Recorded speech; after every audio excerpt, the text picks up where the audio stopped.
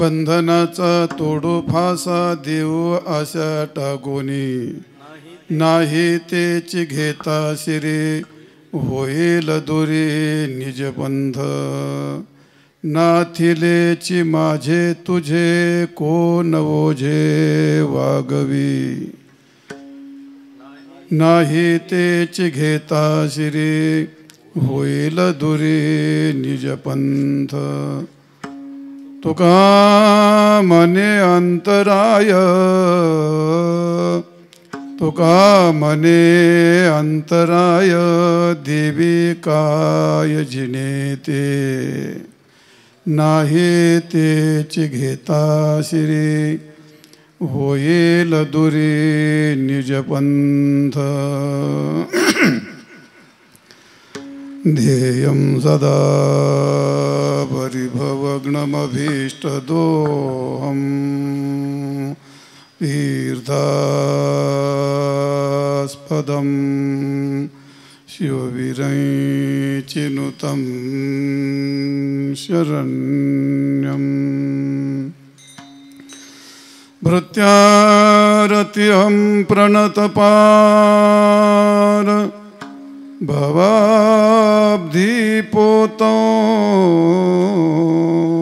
वन्दे महापुरुषदे चरणारविन्दम्.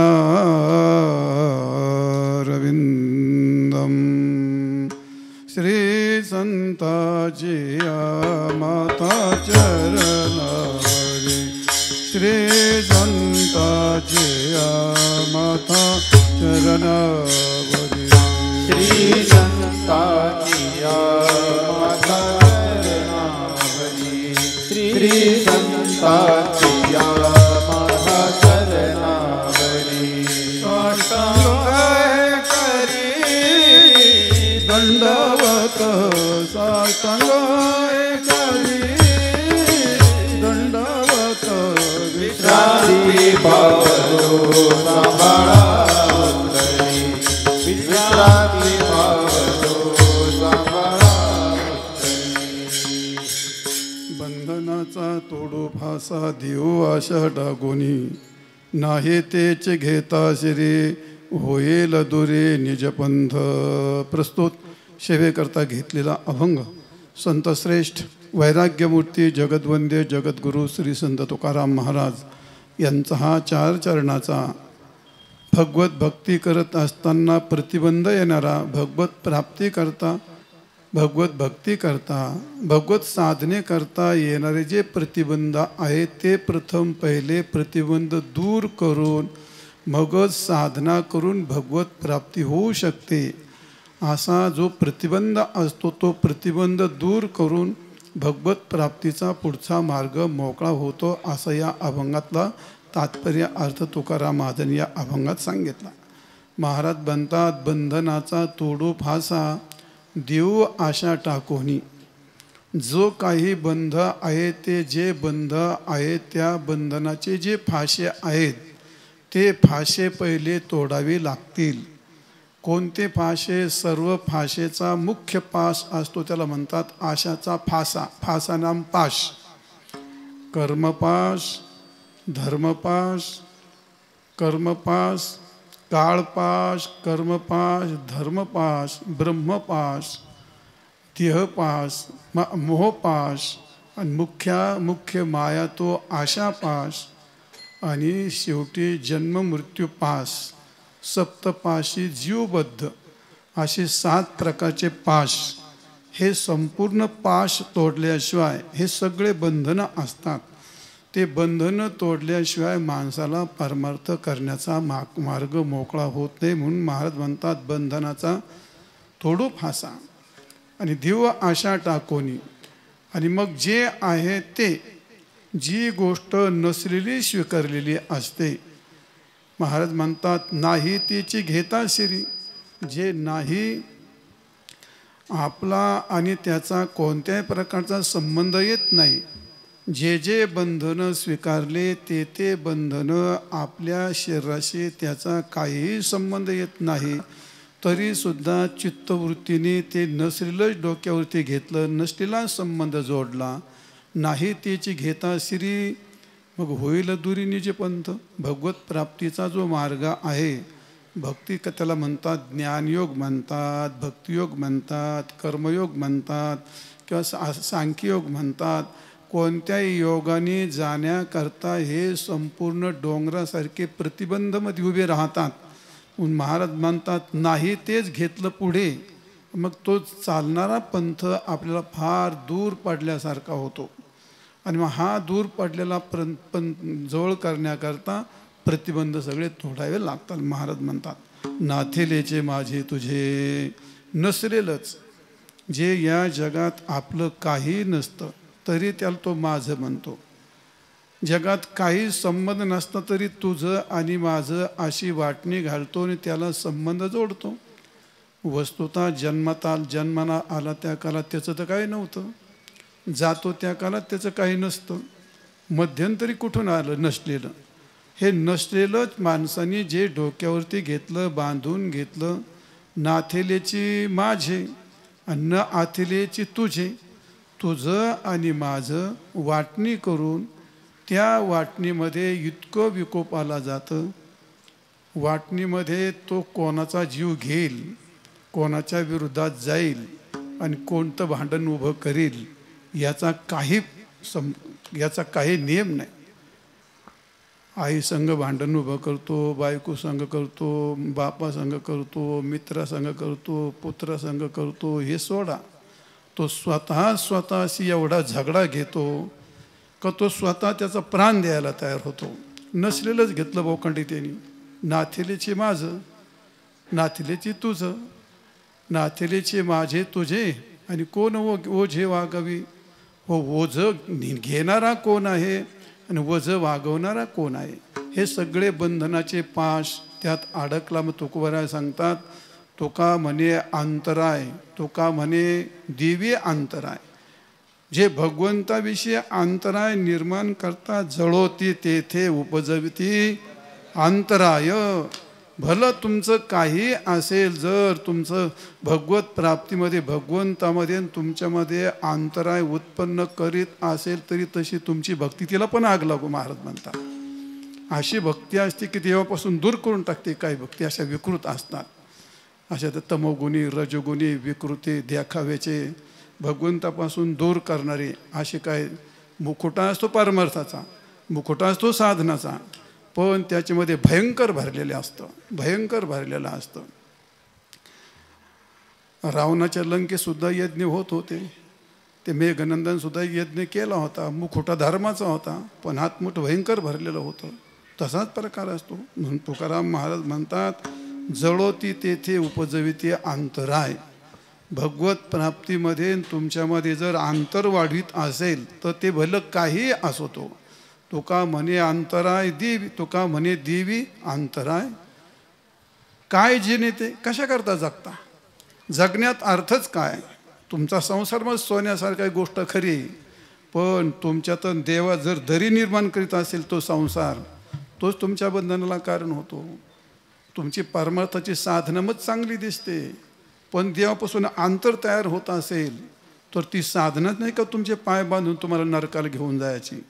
मग तुम्हाला जे महाराजांनी अतिशय सोपं सुलभ सूत्र सांगितलं, देवी अंतराय जे जे ते त्या जगण्यात कोणत्याही प्रकारचा अर्थ नाही. तुम्ही भले कसे जगा, तुमच्या मनाने कशाला काही समजून काही जगू शकतात माणसं, त्याच्यावर काय पर्याय नाही. मनाने करणारी माणसं भरपूर असतात, जवळजवळ सगळीच असतात. ना शास्त्र कळत नाही, ना धर्म कळत नाही, ना ब्रह्म कळत नाही, ना ग्राह्य कळत नाही, ना त्याज्य कळत नाही. ब्रह्मदेवाची अक्कल त्याच्या डोक्यात आलेली असते. स्वतःच निर्णय धर्माचा आहे करणार, परमार्थाचा आहे करणार, भक्तीचा आहे करणार. हे काय करावं तेच ठरवणार, ते तसं कसं करावं तेच ठरवणार. समाजामध्ये पशुसुद्धा बरी इतकी माणसं खालच्या पातळीला गेली माणसं असतात. ते काय नाही कळत त्यांना. त्या धर्माचं नाही कळत, ब्रह्माचं नाही कळत, पंथाचं नाही कळत, भक्तीचं नाही कळत. आणि न कळून केलं मग ते देवापासून अंतर दूर करतं. त्यात विकृती निर्माण होते.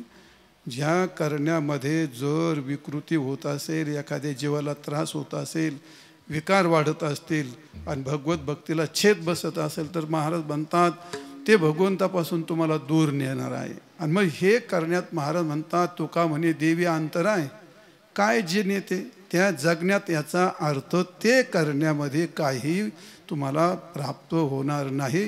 म्हणून महाराज म्हणतात, नाही तेची घेता शिरी, जे नाही तेच तुम्ही स्वीकारलं आणि त्यामुळे तुम्हाला भगवत भक्तीची साधना करण्याकरता, भगवंताकडे जाण्याकरता, भगवत प्राप्तीकरता मोठा डोंगरासारखा प्रतिबंध आहे. तो पहिला प्रतिबंध दूर करा, असा अभंगाचा शब्दशः अर्थ सांगितला. विठाल विठाल विठ्ठला.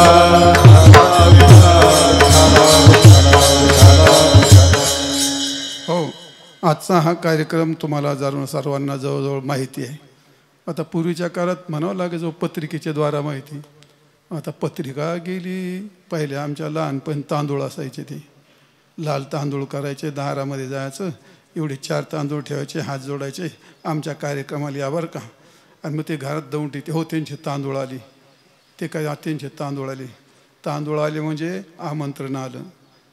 तांदूळही गेले, आमंत्रणही गेलं, पत्रिकाही गेली, भानगडी. आता पहिले मग फोन करायचे, हॅलो मेलो, ती हॅलो मेलो, फोनही गेलं, फोन कालबाय झालं. ईश्वर एवढी एवढी पत्रिका तयार करायची, फोनवर एक बटन दाबलं का एका मिनटात सगळ्याच्या घरात. तो पाहतो का नाही हे माहीत नाही, दाबला का बस इथं त्याचं नरडं दाबलं का त्याच्या डोक्यात घोषला तिकडं. त्याला काय मेसेज का काय म्हणतात. आता तो मेसेज वाचितो तो त्या, मग आता तुम्हाला मेसेजच्या द्वारे म्हणा, पत्रिकेच्या द्वारे म्हणा, मोबाईलच्या द्वारे म्हणा, तुम्हाला हा आजचा कार्यक्रम सर्वांना ज्ञात आहे. आमचे विद्यार्थी हरिभक्तपरायण संदीप महाराज गुंजाळ यांचे पितृचरण रावसाहेब यशवंत गुंजाळ यांचं हे प्रथम वर्ष श्राद्ध आहे. प्रथम पुण्यस्मरण म्हणा, वर्ष श्राद्ध म्हणा, पुण्यतिथी म्हणा, काही म्हटलं तरी अर्थ एकच आहे. आणि त्या वर्ष श्राद्धाच्या निमित्ताने हा आजचा कार्यक्रम आयोजित केला. ते आयोजित करणारे हरिभक्तपरायण संदीप रावसाहेब गुंजाळ, त्याप्रमाणे दिनकर रावसाहेब गुंजाळ आणि अनिता दीपक डेंगळे. डेंगळे आपला काय भार भार भार आला का तू?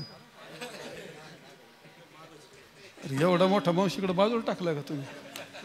तिथं जागा माहिती ती तरी काय करते ना हे. बर बर चालेल. असा हा गुंजाळ परिवाराचा कार्यक्रम आहे आणि त्या निमित्ताने हा वर्ष श्राद्धाचा कार्यक्रम आहे. त्या निमित्ताने इकडं तुमच्याकडे येणं झालं. आता म्हातारा झालो. विद्यार्थी म्हणतात महाराज तुम्ही नाही आलं आम्हाला कोणी मग तुमच्याशिवाय. चला बरं, तुमच्याशिवाय कोण एवढं म्हणते ते खरंच म्हणते का काय खोटं म्हणते याचा काय अंदाज नाही. मला अजून नाही अंदाज आला.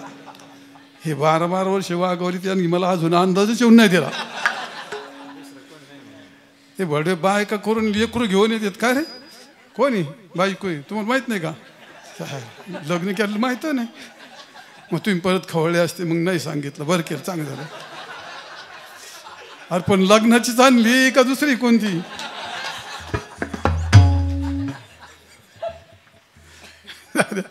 विनोद सोडत तसं काय नाही, सगळे चांगले माणसं आहेत. आता नाही चांगलं म्हणून करतो का? आता माणसं म्हणतात महाराज आमची पत्नी फार चांगली, मी म्हणतो नाही चांगली म्हणून करशील का? असो बा, आजचा हा कार्यक्रम त्या निमित्ताने आहे, वर्षश्राद्धाचा कार्यक्रम.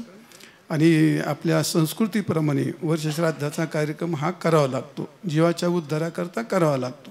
पुत्राचं कर्तव्य जीवाचा उद्धार. आणि म्हणून आजच्या दिवशी केलेलं पिंडदान, अन्नदान, ज्ञानदान, वस्त्रदान, जे काही दान केलंचं पुण्य होतं ते पुण्य आपल्या पितरापर्यंत पोहोचतं आणि त्या पितराचा पुढचा सन्मार्ग मोकळा होतो.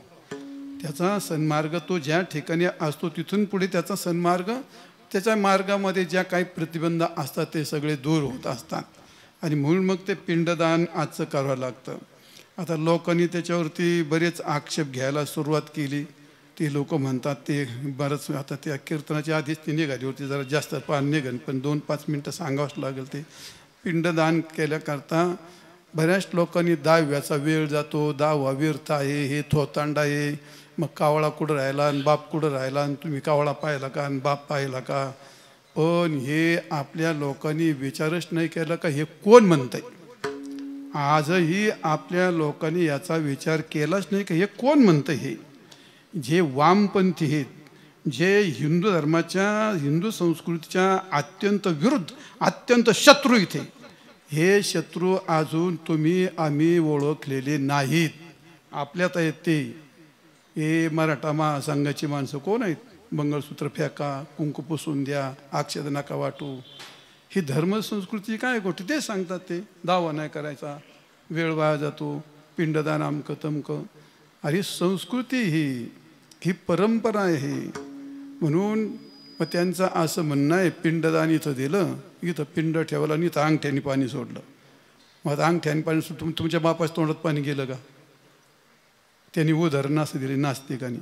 अशी नदी होती आणि त्या नदीमध्ये झेरा खाणला, तो झेऱ्यातून पाणी उपसून टाकत होता. त्याला विचारलं काय काय करतो? तो म्हणला आपल्या ऊसाला पाणी देतो.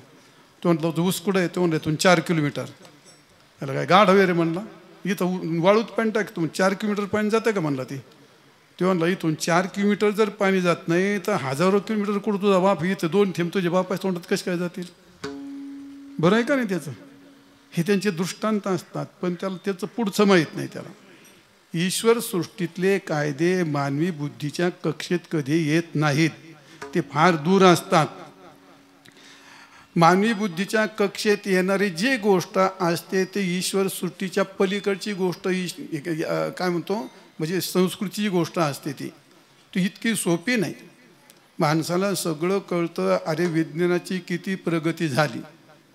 आम्ही त्याला असं म्हणतो का रे, बाळाच्या आईने संध्याकाळी 4 चपात्या खाल्ल्या आणि पावशेर दूध खाल्लं, सकाळी मुलाला पाजते का नाही? तू पाजते का नाही? तू 4 चपात्या खाल्ल्या आणि 2 लिटर दूध खाल्लं, तू पाजतो का सकाळी पोराला? का नाही पाहिजेत? काहून नाही पाहिजेत? तू बायराने घास गवत खाल्लं आणि गायने घास गवत खाल्लं. अरे एकाच कुलातले ते. गाय दूध देते आणि बैल का दूध देत नाही?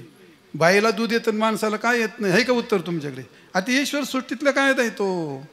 ईश्वर सृष्टीतल्या घडामोडी मानवी बुद्धीच्या कक्षेत कशा येतील त्या गोष्टी? आणि म्हणून ते हे इथं थेंब दिले आणि तिथं थेंब दिले. अरे ही संस्कृती, शास्त्र आज्ञाज्ञापकत्वम शास्त्रस्य शास्त्रत्वम. जिथं माणसाला प्रत्यक्ष नसतं तिथं तुम्हाला काय श्रद्धया क्रियते तत् श्राद्धम. श्रद्धेने केले जातं त्याला श्राद्धा असं म्हणतात. म्हणजे त्याच्यावर नको सांगायला बरंच.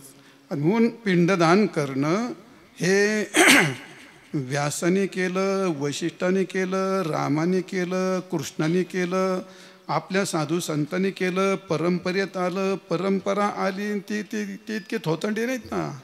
त्यांनी ग्रंथ लिहिली, त्यातली एक पंक्ती वाचून दाखव. तू ढगात गोळ्या मारायला काय बळ लागतं? येऊन दाखव, भागवताचा एक श्लोक वाचून दाखवतो. त्या अद्वैतसिद्धासारख्या ग्रंथाची एक पंक्ती वाचून दाखवतो मी. काय लय चिडीत ह्या लोकांची. पण चल जाऊ द्या, काय आता आपलं पुढं जायचं आपली ते गोष्ट. पण सावध व्हा, अजून तरी सावध व्हा. अजून तरी मडके जागे करा. हे तुमच्यावर प्रहार करणारे कोण आहेत? हिंदू धर्माच्या 1000 वर्षापासून याचं खंडन चालू आहे. इंग्रजांनी येऊन काय केलं? यवनांनी येऊन काय केलं? इंग्रज घेऊन आता बसलेले, तुमच्या बोकंडी बसलेले कोण येत आता? सांगू का तुम्हाला त्यांचे नाव? हे वामपंथी कोण आहेत रे? माओवादी कोण येते? कम्युनिस्ट कोण येते? काँग्रेसी कोण येते? किती नावं सांगू तुम्हाला?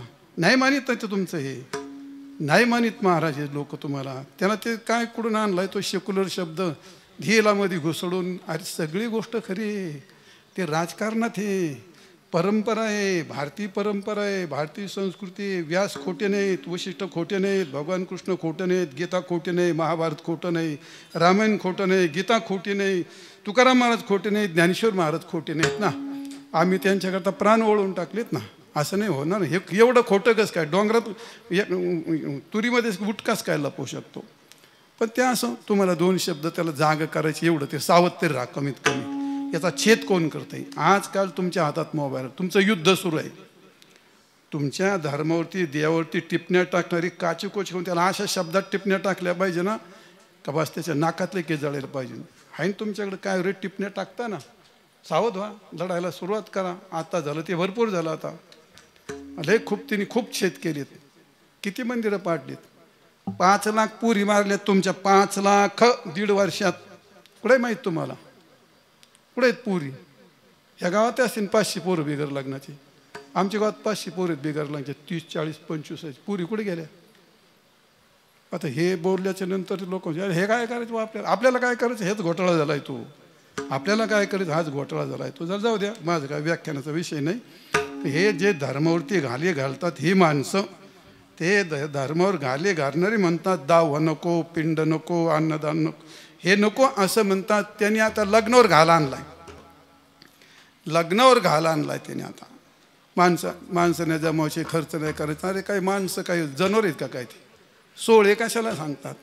लग्नाची गोष्ट अशी असते. सोहळ्यामध्ये पूर्वीच्या काळामध्ये गुरव आले, न्हावी आले, साळी आले, माळी आले, वाजंत्री आले, हे सगळं आलं. हे सगळं आलं मुलीला आशीर्वाद देण्याकरता. बापाच्या केशातले 2 पैसे त्यांना द्यायचे असतात.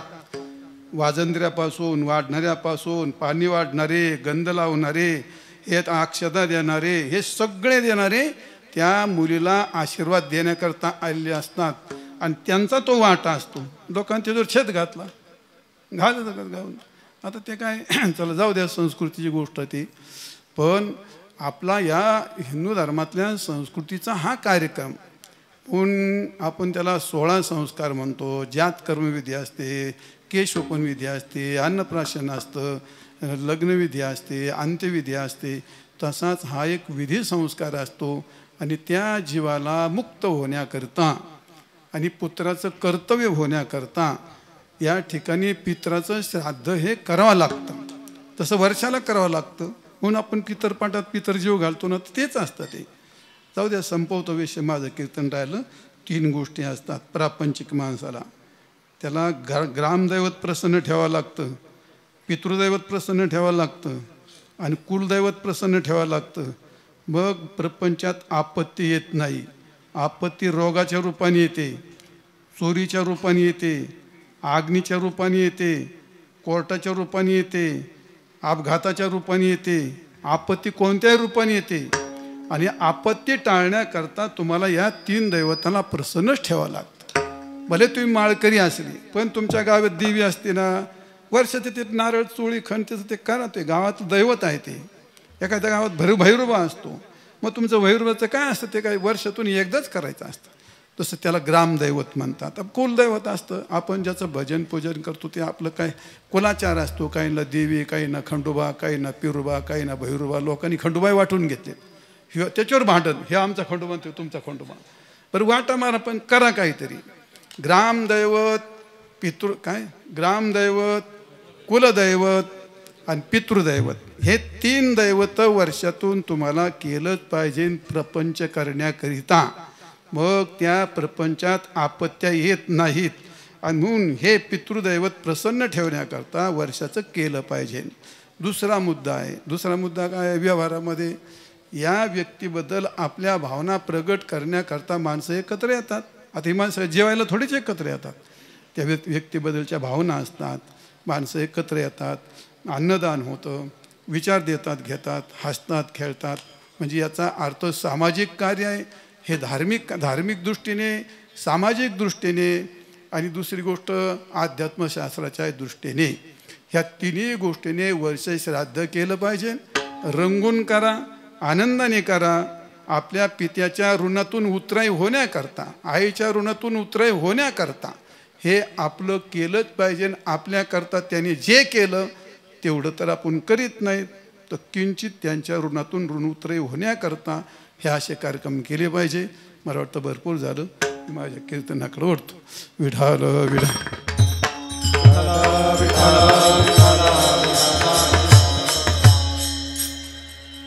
आजचा हा कार्यक्रम हरिभक्तपरायण संदीप गुंजाळ त्यांनी या कार्यक्रमाचं आयोजन केलं. आता हे सगळे महाराज लोक आले. तर इथून कुठून याच्यातला कडाला कोण उभं राहिला रे? महाराजच आहेत का? मग 1 2 3 4 5 6 7 8 9 40 आहेत का? हा 50 आहेत. हे खालचा धरला का? याच्यात बिगर कीर्तनकार असते ना 1-2 नसते बहुतेक नाही.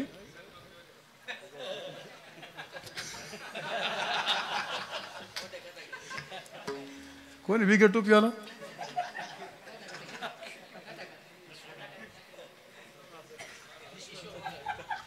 ईश्वर नाव ईश्वर म्हणजे त्यांना बंधन कशी झाली पण जाऊ द्या. लोक हो हे सगळे विद्यार्थी आहेत माझे लोकाचे नाहीत. हे सगळे कथाकार आहेत. उत्तम प्रकारचे वाजवणारे आहेत उत्तम प्रकारचे म्हणणारे आहेत. सगळ्यांचे विचारसागर वृत्ती प्रभाकर पंचदशी हे सगळे ग्रंथ झालेले आहेत. हे उत्तम प्रकारचे कीर्तनकार आहेत. सगळे कीर्तनकार आहेत. पण आता त्यांची एक पद्धत बरी सगळे ते त्यांच्या कोणाचं गुरुबंधूचा काही कार्यक्रम असला तर एकत्र येतात लय येते किंवा 1000-500 येते पण जवळ परिसरात तरी थोडीफार एकत्र येतात.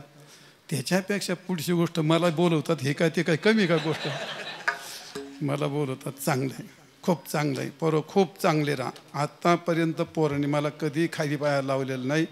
खूप आनंद आहे. माझे विद्यार्थी कधी लाचार नाहीत. कधी पॅन्ट घातली कुठे हॉटेलात जेवला आणि कुठं इकडं इधर उधर केलं ते याच्यातून फार एखादा असेल नाही तर नसन. बहुतेक प्रत्येकाच्या अंगावर काठ्या मोड्याल्यात. बहुतेक सगळ्यांच्या अंगावर 1 नंबर हिमायकवरचा येऊ काठीची काठी मोडीन त्यो रडायला आम्ही दोघं रात्रभर रडत होतो. मी त्याच्या अंगाला हळद लावित होतो लय डांबरट होता लहान होता पण खूप चांगले तयार झालेत. मला सगळ्यांचा खूप अभिमान आहे मला. कारण माझे विद्यार्थी विद्वान आहेत लाचार नाहीत सदाचारी आहेत. मी माझ्या हाताने त्यांचे लग्न करून दिले. इधर उधर नका करू. लग्न करा काम करा चांगलं घरी प्रपंच करा आयला कार्यक्रम करा नाही तर परमार्थ करा. परमार्थाला बाधा येईल असं नाही करायचं. सगळे खूप चांगलं केलं आहे. परमार्थ चांगले टिकवलं आहे त्यांनी. आपल्या परिसरात खूप कार्यक्रम चांगले करतात. बरं आहे तो असो भाग. तर त्यापैकीच आजचा एक आपले संदीप गुंजाळ आता नाव तरी म्हातारपणी लक्षात राहत नाही. ते काही एक आहेत का काय राव लय महाराष्ट्रभर भरले ते लक्षातही राहत नाही चेहरे नाव. पण असो तो भाग. आजचा हा कार्यक्रम त्या कार्यक्रमाच्या निमित्ताने हा आजचा अभंग घेतला आहे. बंधनाचा तोडू भासा देव आशा टाकोनी. एक वाक्य सांगायचं राहिलं. गेल्या वर्षी माझ्या 75चा अमृतानुभव केला. लोक हो मी माझ्या आयुष्यात कधी कोणत्या विद्यार्थ्याकडून रुपया घेतलेला नाही. माझ्या आश्रमाकरता मी कधी पावती फाडलेली नाही. मी विद्यार्थ्यांना सांगतो तुम्हाला अमृतानुभव काय अमृत महोत्सव साजरा करायचा. जर कोणाला पैसा मागितला तर तो अजिबात नाही करायचा. या प्रत्येक पोरांनी 75 लाख 1.25 लाख असे एकाने पैसे जमा केले आणि उत्तम प्रकारचा कार्यक्रम केला. आम्ही कधी कोणाला पैसा नाही मागितला आयुष्यात नाही अजून पण नाही कधीच नाही. आपला परमार्थ करायचा आणि म्हणून खूप गाजेल असा वाजेल असा सगळ्या महाराष्ट्राला दृष्ट लागेल असा पोरांनी कार्यक्रम केला. खूप चांगला कार्यक्रम केला. त्याचा माझ्या आयुष्यात खूप मोठा एक अभिमान आहे आणि म्हणून तो एक तुम्हाला सांगायचा होता. आलं तोंडात म्हणून सांगितला. बंधनाचा तोडू फासा देव आशा टाकोनी नाही तेचे घेता शिरे होईल दोरी निज पंथ. या अभंगात महाराज म्हणतात बंधनाचा फासा तोडू आणि आशा टाकून देऊ. का भगवत प्राप्तीकरिता साधनेमध्ये प्रवेश करत असताना बंधनं ही भयंकर असतात. बंधनं काय असतात. बंधनं कोणी निर्माण केलेत. बंधनं कोणाला सोडावे लागते. ज्यांनी बंधनं निर्माण केले त्यालाच बंधनं टाकावी लागतील. जे जे असतो बंध तो बंध अविद्याने अविद्या कार्य याला बंध म्हणतात. थोडक्यात शरीर आणि शरीर संबंधी सगळ्या गोष्टी या बंधनाच्याच असतात. त्यापैकी जे जे बंधनं निर्माण केलेत ते कोणी निर्माण केलेत. आपणच निर्माण केलेत. दुसऱ्याने केलेत का नाही. त्यांनी ते बंधनं निर्माण केली आहेत आणि ते बंधनं निर्माण ज्यांनी केलेत त्याला ते बंधनं सोडावी लागतात तोडावी लागतात. याला सर्व संतांनी असं नामदेव महाराज म्हणतात त्या ठिकाणी असं आहे धनदारा पुत्र जन बंधू धनदारा पुत्र जन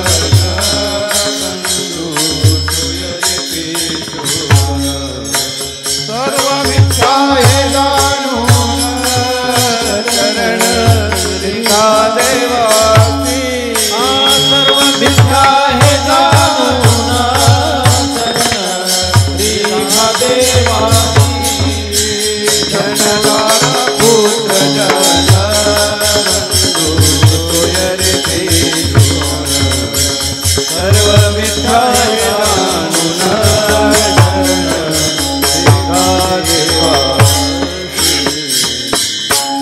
धनदारा पुत्र जन बंधू सोयरे पिशून सर्व मिथ्या हे मिथ्या आहे याला बाजूला केल्याशिवाय तुम्हाला भगवंताकडे जाता येत नाही. हे सगळे बंधन आहेत, हे बंधन आहेत. तुकाराम महाराज म्हणतात जेने घडे नारायणी अंतराय आणि हो काय मायबाप वर्जाविती येर प्रिया पुत्र धन कोण लेखा आणि करती ती दुःखा पात्र होती. हे सगळे बंधनाचे फाशे स्वतःहून निर्माण केलेले फाशे आहेत. प्रल्हादे जनक बिभीषण बंधू आणि राज्यमाता निंदू भरते केली हे फाशे तयार झाले. ज्यांना भगवंताकडे जायचं होतं त्यांनी हे फाशे तडातड तोडले. महाराज तडातड तोडले. प्रल्हादाने जनक तोडला की नाही? प्रल्हादाने जनक तोडला. प्रल्हादे जनक बिभीषणाने रावण एवढे सगळे सोन्याचे अलंकरण भाऊ तोडला की नाही? भरताने काय केलं? मातेला सुद्धा दूर केलं की नाही? कारण जेने घडे नारायणी अंतराय, नारायणाचा अंतराय ज्याने होतो, जेने घडे नारायण अंतरायण हो काय माप माय बाप वर्जाविती भले कोणी असतील तुमचे, तुम्ही ते सगळे फाशे तयार केलेत. फाशे करणारे कोण? आपणच असतो. कोणी निर्माण केलं हे सगळं आपण निर्माण केलं असतं. आणि आपण निर्माण केलं हे सगळं स्वतःचा फासा आहे. स्वतः स्वतःचा शत्रू बनतो, स्वतः स्वतःचा पसारा उभा करतो आणि स्वतः त्याच्यामध्ये गुरफळण पडतो. कोसल्याने घर दृढपै केले. त्या मानकोजी बोधल्याचा एक वासुदेव आहे, तो कोसला नावाचा किडा असतो. ते स्वतः घर करतं. ते इतकं पक्क घर करतं कुरडीन पण तुटत नाही. ते असं पाक शेतकऱ्याला माहीत असेल ते असं त्या जाळीला घर असतं ते. पण ते असं असतं विणतं ते आतून घेतं सगळं तोड भरून बंद करून घेतं आणि आतला कोंडून मरतं. ते असं तसलाच प्रकार आहे. ते आपण आपला बंध तयार केला. मग कोणी निर्माण केलं? ते स्वतः घात केला आहे, स्वतः निर्माण केलं आहे आणि स्वतः सगळं तयार केलं आहे ते. आणि मग स्वतः शत्रू होतो. भगवान गीतेत सांगतात उद्धरेत आत्मनात्मानम नात्मानम वसादयेत. उद्धरेत आत्मना आत्मानम, तुमचा उद्धार करण्याकरता काही कोणाचाही उपयोग नाही. माणसं उद्धार करण्याच्या नावाखाली संपत्तीचा वापर करतायत. उद्धाराच्या नावाखाली काय म्हणतो सोंगढोंगोबे करतायत. उद्धाराच्या नावाखाली बायकोचा उपयोग, उद्धाराच्या नावाखाली पोराचा उपयोग, उद्धाराच्या नावाखाली सत्तेचा उपयोग. कोण कशाचा वापर करील? अरे मूर्खाओ, त्यांनी काय होत नाही. काय होतं त्यांनी काय होतं? ते तुम्हाला दूर घेऊन जाईल. ते उद्धरेत आत्मानम परमार्थ वृत्तीच्या संबंधी असतो. देहाच्या संबंधी किल्ले उभून करून करणार काय तुम्ही? देहाच्या संबंधित उभं केलं त्याचा गुंताच तयार होत असतो. त्याचा गुंता तयार होत असतो. तो उद्धरेत आत्मानम याचा अर्थ अंत करणे वृत्तीने. आत्मानम स्वतःला उद्धरेत, नात्मानम वसादयेत, स्वतःचा नाश करू नये. याला काय म्हणतात? स्वतःचा नाश करू नये. स्वतःचा नाश करतो याचा अर्थ मध्ये काय करतो? तो स्वतः नाश करतो म्हणजे स्वतःचा शत्रू बनतो. आणि काय करतो? जेवढे भोगात्मक पदार्थ आहेत त्या पदार्थात जाऊन ज्या कालात तो भोगतो आणि भगवंताला दूर करतो त्या कालात तो स्वतः शत्रू होतो. तुकाराम कैसे पुत्रधारा कैसा मित्रो झालो शत्रू कैसे पुत्र दारा कैसा मित्रू कसया घातला पसरू अहो जगद्गुरु तू पामने राजे केले कर्म भ्रष्ट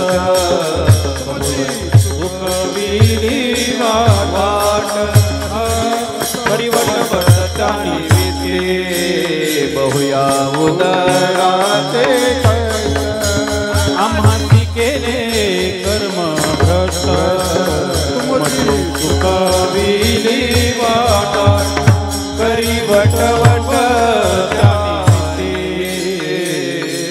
माझा मीच झालो शत्रू कैचे पुत्र दारा कैचा मित्रू याचा अर्थ हे पुत्र कोण आहेत मित्र कोण आहेत हे सगळे शत्रू आहेत ते पण उभे कोणी केलेत तूच केलेत ना कैचे पुत्र दारा कैचा मित्र पुत्र कैची दारा कैसा मित्र कैसा चार फाशी असतात धन दारा पुत्र मित्र याचा अर्थ जन जन याचा अर्थ प्रतिष्ठा याला म्हणतात प्रतिष्ठा जन याचा अर्थ असतं प्रतिष्ठा बायको काय गावाने करून दिली काय तुम्हाला का तुम्हाला उत आला होता काय लगीन करतो काय बाशिंग बांधितो काय मिरतो काय डीजे वाजवतो काय बाबा बाबा बाबा बाबा काय लोकाला दाखवतो कुठपर्यंत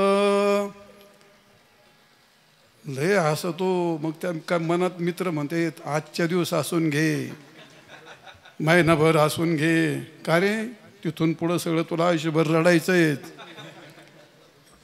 आणि मग तो म्हणतो देवा पांडुरंगा कुठं दुर्बुद्धी आठवली आता काय करू आता काय नको करू आता भोग आपल्या कर्माचे फळं भोग आता तुम्हाला माहीत आहे का त्या बाजारामध्ये पोपट बसतो पोर होतो तो भविष्य सांगणारा माणूस हा मग त्यात एक पोपट असतं ते पोपट ते पोपटाला का ते काहीतरी तिची भाषा अशी त्याला शिकवलेली ते बोलला का तो पोटातली मस्त असा डोलतो येतो दार उघडतो तो गडी मस्त दार उघडला का बाहेर येतो असं मस्त नाचत नाचत इकडं तिकडं डुलत डुलत येतो इकडं तिकडं पाहतो त्यात पाकिटवर इकडं तिकडं फिरतो त्यातलं एक पाकिट चुचीने उपसतो पुन्हा इकडं तिकडं पाहतो मस्त आयटीत मला कोणी पाहतंय का ते तर मोठा पोपटाला पण रोग येतो आपल्याला कोणी पाहतंय का हा त्यात पाकिट टाक पुन्हा इकडं तिकडं चांगला डुलत डुलत नाचतो गडी त्या घरात घुसतो चुचीने दार लावून घेतो पोपट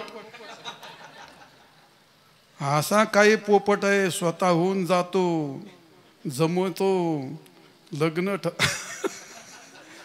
काय पोपट नाचतो काय पोपट नाचतो मग लग्न करतो मग काय नंतर पुढे काही चुकत नाही महाराज काही चुकत नाही म्हणजे त्याच्या विरोधात आहे मी असं नका समजू पुढं मला सांगायचं आहे ते मग जसं तुम्हाला धन आहे दारा आहे पुत्र आहे मित्र आहे हे चार बंधनं तर आपल्या डोक्यात आहेत पत्नी पत्नीच्या बाबतीत पत्नी काय आहे ती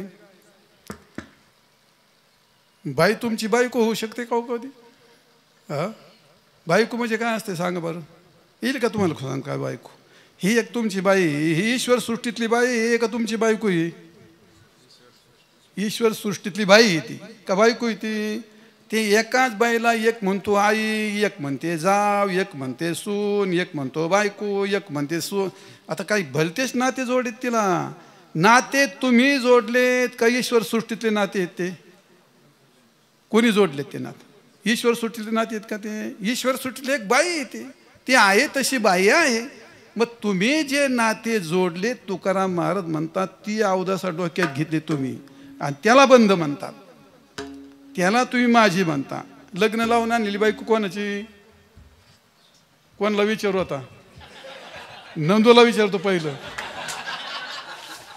लग्न लावून आणली बायको कोण तुमची का लोकाची हा माझी बायको आणि जर बायको मेली तुमच्या डोळ्यासमोर यम घेऊन चालला मग तुमची बायको होती ती यमाला कम नेऊन दिली नाही नाही महाराज आपलं काय ती यम बायको लोकाची मग लोकाची बायको भडव्या घरात ठेवणार तू कोण रे चोर मग आता पण अरे बायको कुठे आहे बायको कुठे आहे बायको तुम्ही तुमच्या डोक्यात केली निर्माण एक संकल्पना असते त्याला काय म्हणतात ईश कार्यं जीवभोग्यं जगद्वाभ्याम समन्विता पितृजन्य भर्तृभोग्या यथायुषित तथेशताम. ईश्वर सृष्टीतले सगळे पदार्थ व्यक्ती माणसं जसे आहेत तसेच आहेत. तुम्ही फालतूपणा केला त्याला. पैशाला हा पैसा माझा म्हणतो की नाही. काय तुमच्या बापाचं नाव आहे का त्याच्यावर? हा काय तुमचं त्यात पैशावर काय तुमचं नाव आहे का तुमचं त्याच्यावर? मग माझं म्हणायचं काय? काय माझं म्हणजे नेमकं काय? सकाळी कोण 5,000 घेतले खिशात घातले, कोण चिम्या गोम्या आला त्याला दिले 5,000 गेले. तुझे होते गेले ना. कुठे आहेत तुझे? मग ते जे पैशातून जीवन चालतं का? तो व्यवहार आहे. व्यवहाराला संत शास्त्र विरोध नाही, तो व्यवहार आहे. तो त्याला तुम्ही ज्यावेळी माझं म्हणून पक्क गाठ देता आणि फासा तयार करता तुम्ही, ते तुम्हाला बंधनकारक आहे. ती आसक्ती, ते बंधन. तुकाराम महाराज म्हणतात पत्नी ही व्यवहार आहे, ते लागेल, ते जीवन आहे, ते उलट चांगलं आहे, टिकवलं पाहिजे, चांगलं आहे. पण तुम्ही तिच्यावरती ज्या कालामध्ये माझं म्हणून त्याला फासा मनानेच तयार केला, त्या पोपटासारखं मनने तिथं झाला आणि मननेच तयार करतो आणि मग ती गोष्ट तयार होत असते ती. आणि म्हणून पत्नी आपण मनाने उभा केला एक बंधनाचा फासा. धन हे मनानेच उभा केलेला एक काय फासा. धन दारान पुत्र मुलगा, धनाचा फासा, पत्नीचा फासा आणि मुलाचा फासा. आणि सगळ्यात वाईट फासा असतो त्याला म्हणतात जनफासा, त्याला म्हणतात मित्र फासा. काय मित्राची संकल्पना आमच्या शास्त्रात नाही. मित्र मित्र कोणी समशत्रूच मित्रेच अद्वेष्टा सर्वभूतानां मैत्र करुणेवच. पुढे मित्र करुण. अरे पशु सुद्धा मित्र आहेत आपले. मित्र कसं काय असू शकतो? हा मित्र आहे, हा काय शत्रू आहे काय? नाही, सगळ्याशी मित्र भावानी वागा. शास्त्र सांगते संत सगळे मित्र भावानी वागा. सगळ्याशी मित्र भावाने प्रश्न कुठे येतो? पण मित्रभाव याचा अर्थ जनातली असणारी प्रतिष्ठा. सगळ्यात वाईट गोष्ट म्हणजे माणसाच्या डोक्यातली प्रतिष्ठा. मोठेपणा करता काय काय करतो तो? निवडणुका कशा करता लढितो? बंगले कशा करता बांधतो? मोठी गाडी कशा करता घेतो?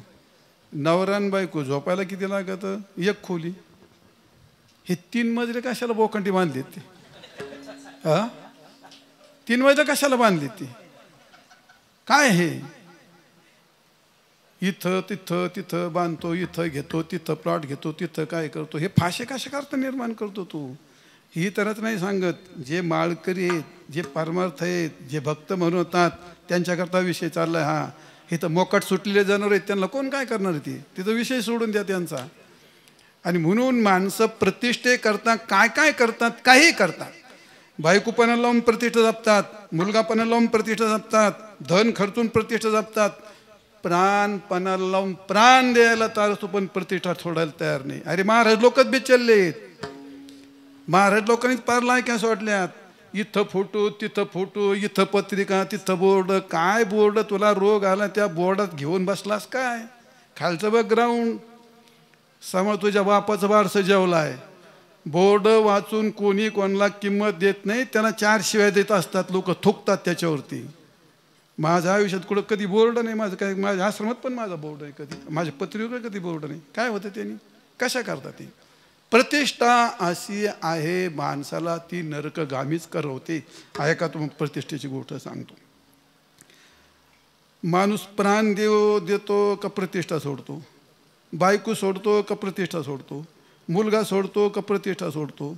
धन सोडतो का प्रतिष्ठा सोडतो? जीव सोडतो का प्रतिष्ठा सोडतो?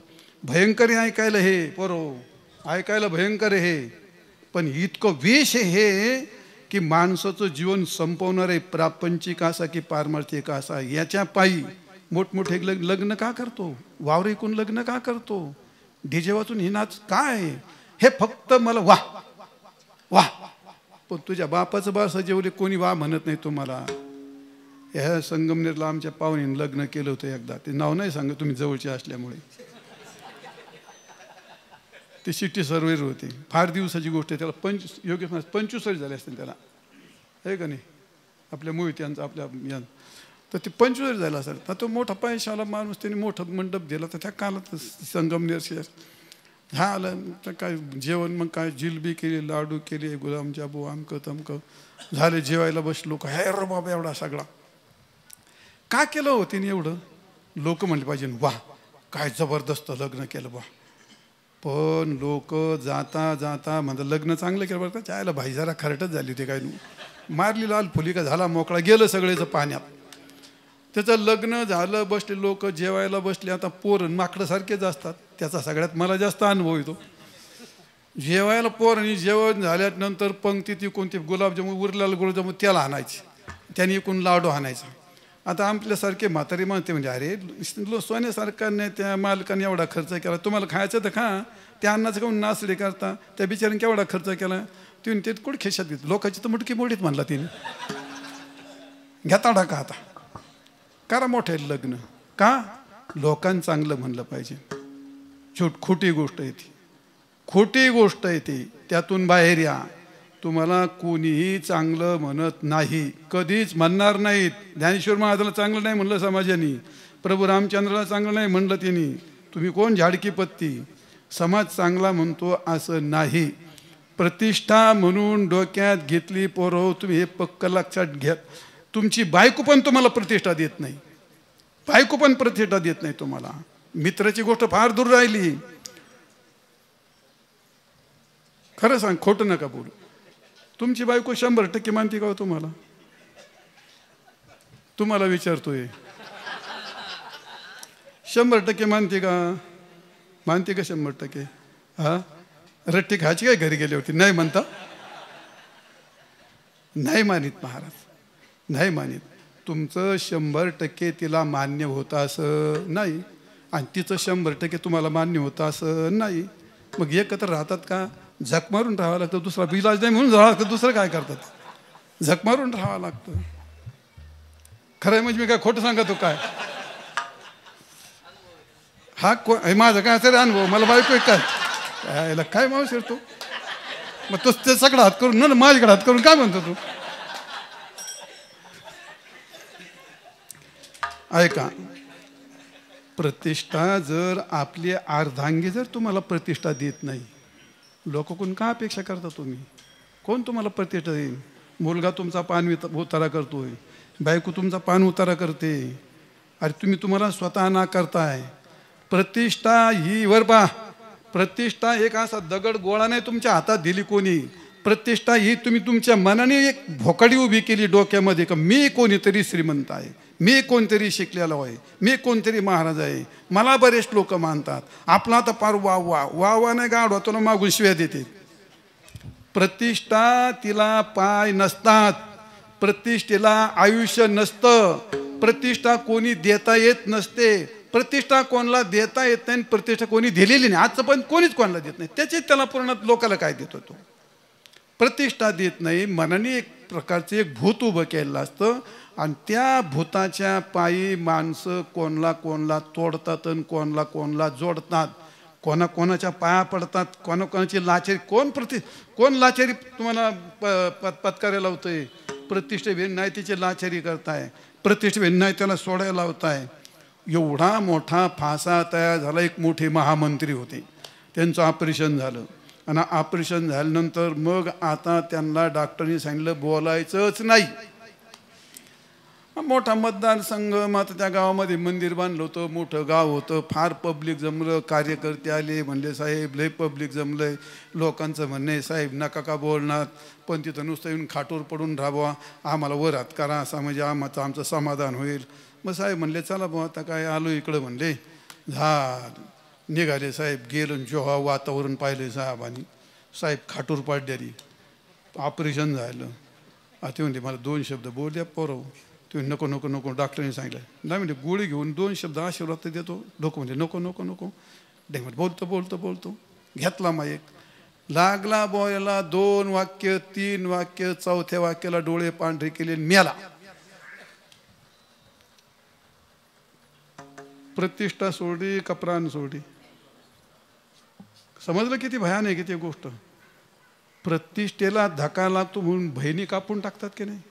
आता पुरी कापतात का नाही लोक, प्रतिष्ठेला धक्का लागला म्हणून. प्रतिष्ठेला धक्का लागतो म्हणून बायका सोडतात की नाही. काय काय करतात माणसं प्रतिष्ठेला धक्का लागण्यामुळे. पण काय आहे ती प्रतिष्ठा, कुठून आणली ती. तिला पाय नसतात, तिला सत्यता नसते. मनाने एक उभे केले असते आणि त्याचा एवढा मोठा फासा तयार करून टाकला, नाही त्या गोष्टी तो करायला तयार होतो. संपवतो मुसे, चल जाऊ द्या. एक माणसाच्या जीवनात केला हा एक बंधाचा फासा. मी कोणीतरी आहे, मला कोणीतरी मानतं, मी श्रीमंत आहे, मी शिकलेला आहे, मी सत्ताधीश आहे, मी कोणतरी साहेब आहे, मी कोणतरी महाराज आहे. तुला भूतही कुत्रे खात नाही तुला. हा, साहेब झाला आणि रिटायर झाला, निवडून आला आणि पडला, पडलेला विचारा, रिटायर झालेला विचारा. आणि महाराजाचं कीर्तन झालं त्याला बघ ना, काय महाराज येत नाही कीर्तन तर कशाला झक मारायला करावं. मग त्याचा चेहरा पहा तुम्ही, बघ पहा तुम्ही. तर प्रतिष्ठेचा जो एक आपण फासा तयार केला आहे, कोणी केला तो, तुम्ही केला. गोतो मटका त्याच्यात. एक पत्नी बिचारी स्त्री आहे, तुमच्या घरात आली, धर्माप्रमाणे तिला जगू द्या, राहू द्या, ती माझी बायको आहे, मी म्हणेल तसं झालं पाहिजे. हा फासा कोण निर्माण केला, तुम्ही. हा माझा मुलगा आहे. काय माहिती तुला तुझा मुलगा आहे, तो तुझा मुलगा आहे, तुझ्याकडे काही प्रूफ आहे का त्याचं. काय तुझा मुलगा कशाहून तो, हा तुझा मुलगा आहे. कोण सांगेल ते, कोर्ट सांगत का रे. मग तुमचा बाप सांगतो का, तुम्ही सांगत का, कोण सांगाल. फक्त तिची आई सांगू शकते हा मुलगा कोणाचा आहे तो. तुम्हाला काय माहिती ती गोष्ट, ती आई सांगू शकते. पण लावला ना ताबा तुम्ही, हा माझा मुलाचा प्रश्न आहे. मुलावर जो ताबा तयार केला, मनाने एक गोल जाळं तयार केलं, तो एक फासा केला. बायकोचा प्रश्न आहे, ही बायको माझी आहे, तो एक फासा तयार केला, तत्मुंडकं गुतवलं. बायकोचा फासा, हा माझा पैसा, पैशाचा फासा, हे सगळे फासे निर्माण केले. मग तुकाराम महाराज म्हणतात या ठिकाणी, अपना घात कर, अपना घात कर, अपना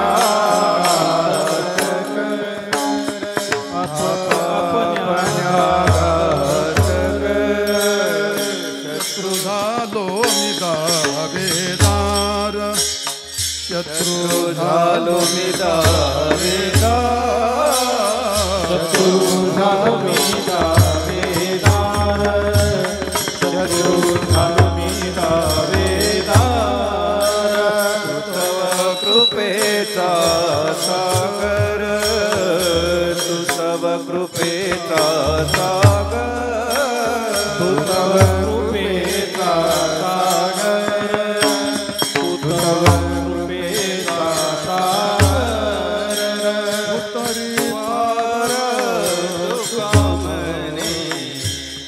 उतरी पार तुका म्हणे, ऐकिले गायले गीत, नाही ऐकिले गायले गीत.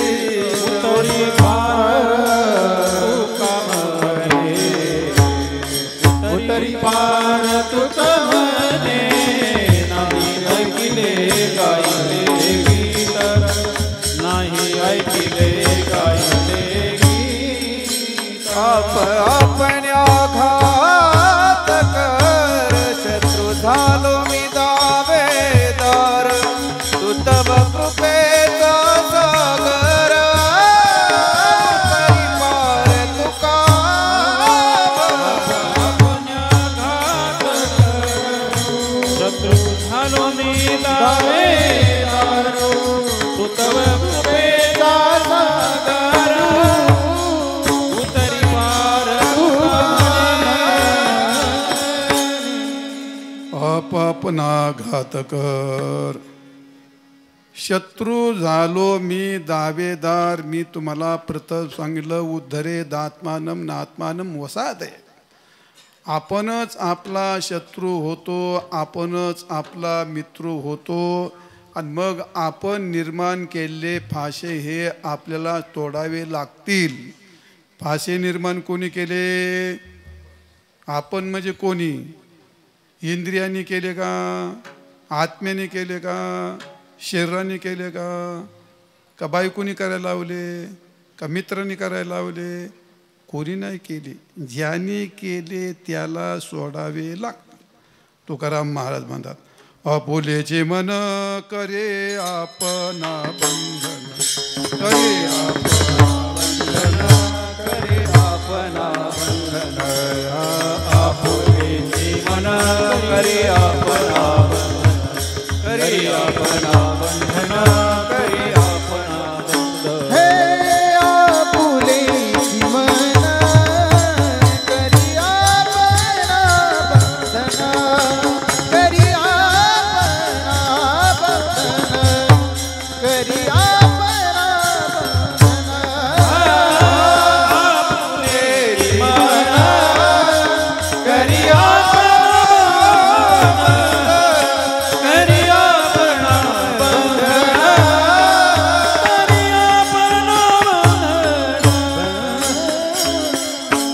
आपुलेची मन करी आपणा बंधन. तुकाराम महाराज म्हणतात, विश्वव्यापी माया तिने झाकोळले छाया, सत्य गेले भोळ्यावरील आविद्येची चाली थोरी. आविद्या ही शरीराच्या नाही वृत्तीच्या संबंधित राहते. तिनं भुरळ घातलं आणि मग आपुलेची मन करी आपणा बंधन, आपलंच मन आपल्याला बंधनात घालतं. आणि मग त्या मनाने जे घेतलं त्या मनाचे फाशे मनाला सोडावे लागतील. तो ज्ञानेश्वर महाराज म्हणतात, रामकृष्ण नामी हे दोन्ही जाजिरे, हृदय मंदिरे स्मराकारे. आपुली आपण करा सोडवन, संसार बंधन तोडावे.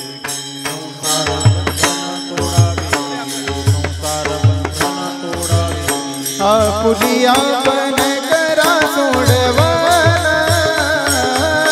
संसार बंधन तोडावे. संसार बंधन तोडावे, संसार बंधन तोडावे. आपण करा सोडवन, संसार बंधन तोडावे. संसार बंधन तोडावे. आपुली आपण करा सोडवन, संसार बंधन तोडावे गे. मग संसार सोडायचा आहे का बंधन तोडायचं आहे? माणसं संसार सोडित येत. संसार अरे संसार सोडणं म्हणजे भ्याडाचे लक्षण आहे ते. संसार सोडावा लागतो काय? संसारात जे बंधन आहे बंधन सोडावं लागतं. एक राजा होता, तो शिकारीला गेला. कधी संपवायचं मला सांगा रे. हा हा बर, किती वेळ मला सांगा. काही नाही म्हणलं अर्धा तास आहे, काय म्हणले वेळ संपली, काय म्हणले तसं का नाही महाराज चालू द्या. अरे महाराज का तुमचा गडी आहे का काय? इतके दिवस वापरलं भाडवी, आता तरी जरा मुक्त आणि श्वास घेऊ द्या मला. एक राजा माझं जीवन सगळं असं पोरात गेलं, त्यामध्ये असं होतं ते माझ्याकडून कृपा असं. चला काय होतं सांगत होतो. हा एक राजा होता. एक राजा होता, त्याला एक राणी होती, एक आवडती होती, एक नावडती होती. तो राजा शिकारीला गेला. ते सोड जाऊ द्या. राजा शिकारीला गेला, सैन्य घेऊन गेला. राजा बोलते ते वैभव सांगते, पण जंगल फार मोठं असल्यामुळे दिवस मावळाला सैन्य एका बाजू गेलं, राजा एका बाजूला गेला. इतस्तता झालं, राजाला रस्ता सापडेना. शेवटी राजाने एका झाडाला घोडा बांधला, तिथं मुक्काम केला. तर जाणार कुठं? भयंकर अंधार पडला, ढग आले, विजा चमकायला लागल्या. बिचारा झाडात झाडून बसला. सकाळी उठला, आता कुठेतरी रस्ता शोधायला लागला. त्या छोट्या रस्त्याने कुठेतरी शोधता शोधता महाराज त्याच्या दुर्दैवानी चोराची टोळी आली. आता राजाच्या अंगावर दागिने अलंकार कपडे घेतले त्याने हिसकून, सगळे कपडे काढून घेतले, सगळा घोडा घेतला, घोड्यावर बसले.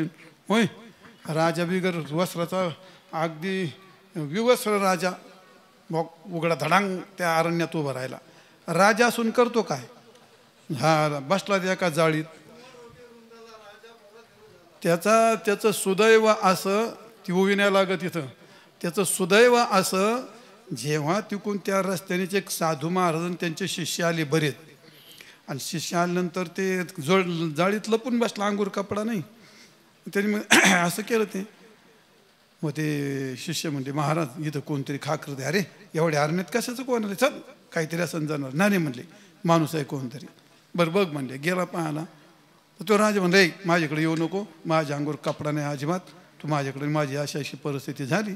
त्या शिष्याने महाराज राजा आहे या देशाचा, त्याची अशी परिस्थिती झाली, साधूला दया आली, जवळची कपनी घेतली, त्याच्या अंगोर टाकली, त्यांनी कपनी लावली, बाहेर आला. म्हणले चल आता काय तुझ्याकडे काही नाही, आमच्याबरोबर चल म्हणले, साधू होई जर शिक, तुझी नगरी बिगरी मला नंतर करू काहीतरी म्हणजे महिना 15 दिवसांनी. चालला राजा भाऊ त्यांच्याबरोबर झाला. साधू बिचारा हरिहरी करीत चालला. संध्याकाळी गावात गेले, लवकर सांगायचे. गावात गेले, नेहमीप्रमाणे लोक जमले, जेवण झालं, प्रवचन सुरू झालं. रोज महाराजांचं प्रवचन व्हायचं नेहमी. आणि प्रवचन सुरू, सगळे बसले. राजा बसला प्रवचनाला. साधू महाराज म्हणले हे बघा लोक हो, हे माझ्या पुढे जे बसलेले आहेत ना, हे सामान्य माणसं नाहीत, ह्यो राजा आहे. आणि याचं असं असं झालंय. आणि त्याच्या अंगूरची कपनी आहे ना, ती कपनी माझी म्हणले, मी त्याला कपनी दिली म्हणले. लोक म्हणले असं दिली व चांगली गोष्ट झाली. प्रवचन झालं, झोपायला गेले. राजाने तो साधू शेजार म्हणजे महाराज सगळी गोष्ट खरी म्हणले, तुम्ही मला कपनी दिली, माझी उपकार केली, मला जेवण दिलं, सगळं झालं. पण एवढ्या प्रवचनात मी ही कपनी मी दिली हे म्हणायचं काय काम होतं का? हा चुकलं कडे राहू म्हणले तेवढं. आता नाही आता ते चुकलं म्हणले, आता जाऊ दे काय म्हणले, म्हणायलाच नाही पाहिजे. दुसऱ्या दिवशी चालले. दुसरी संध्याकाळी लोक जमले, जेवण झालं, संध्याकाळी प्रवचन सुरू झालं. राजा पुढं बसला, साधून प्रवचन सुरू केलं. आता राजाला त्याच्या पुन्हा कपनीचं काढितो का काय काय नाही. राजाच्या डोक्यात सगळं घालमेल झाली. साधू म्हणला हे लोक बघा, माझ्या पुढे राजा बसलाय म्हणे, आणि ह्या राजाच्या अंगावरची जी कपनी ना, ती कपनी त्याचीच आहे, कपनी माझी नाहीच म्हणला. झालं प्रवचन झालं. राजा म्हणला महाराज काल म्हणले कपनी माझी आहे, आज म्हणतात कपनी माझी नाही, म्हणजे तुम्ही कपनी काय सोडायला तयार नाही. आयल म्हणले चुकलंच राव म्हणले माझं. तिसऱ्या दिवशी प्रवचन सुरू झालं, लोक जमले. साधू म्हणला महाराज हे बघा लोक ऐका, माझ्या पुढे बस राजा बसला. राजा बसलाय, त्या राजाच्या अंगोरची कपनी, त्या कपनीचा आणि माझा काही संबंध नाही. तो राजा उठून उभा राहिला. अरे म्हणला कपनी माझी म्हणतो, नाही म्हणतो, काही पण तुझ्या डोक्यातली कपनी जात नाही, याला मी काय करू म्हणला. आता त्याची कपनी त्याच्या अंगावर होती, पण त्याची कपनी, ती कपनी कोणाची होती? राजा त्या साधूची. आणि अंगावर कोणाची होती? पण डोक्यात कोणाची होती? पण डोक्यातली कपनी त्रास देते का बायची कपनी त्रास देते? पंढरपूरला गेलं, मित्रांनी नेलं बळजबरीने. बायकोनी नका जाऊ, म्हैस घ्यायला झाली, रानात बसते. म्हणलं जाऊन लगेच संध्याकाळी येतो म्हणलं. त्या सारखा जीव धाकधूक धाकधूक धाकधूक धाकधूक गेला. पांडुरंगा दर्शनाला. पांडुरंग कुठं दिसतो? म्हैसच दिसते डोळ्यापुढी. 2 शेंग, शेपूट काळी, एवढी काशी यायला झाली. खाली वाकला. मग तुम्ही दुसराच अर्थ घेतला. काय पोट सध्या तुमच्या डोक्यात म्हशीला कास असेल मला काही माहित नाही बाबा. झालं पांडुरंगाचं दर्शन घेतलं महाराजांनी. जेव्हा मनातल्या म्हशीने असं कोल्लं म्हणता, एका मिनिटातच त्या बंदिरातून बाहेर का थेट घरी. दावणीला बांधलेल्या म्हशीने त्याला पंढरपूर आणलं का मनातल्या म्हशीने? बंधन मनातल्या म्हशीतलं आहे का दावणीच्या म्हशीचं? बंधन डोक्यातल्या बायकोचं आहे का बाहेरच्या बायकोचं? बंधन मनातल्या पोराचं आहे का बाहेरच्या पोराचं? प्रतिष्ठेचं मनातलं आहे का बाहेरची प्रतिष्ठा आहे? हे तुमच्या लक्षात आलं की नाही? लक्षात आलं तुम्हाला. 2 मित्र होते, म्हणजे शिष्य होते. माझे का शिष्य म्हणत बघ काय हो. आणि चाले ते नदीच्या आजमध्ये नदी आली, पूर चालला होता. एक तरुण मुलगी होती, सुंदर मुलगी.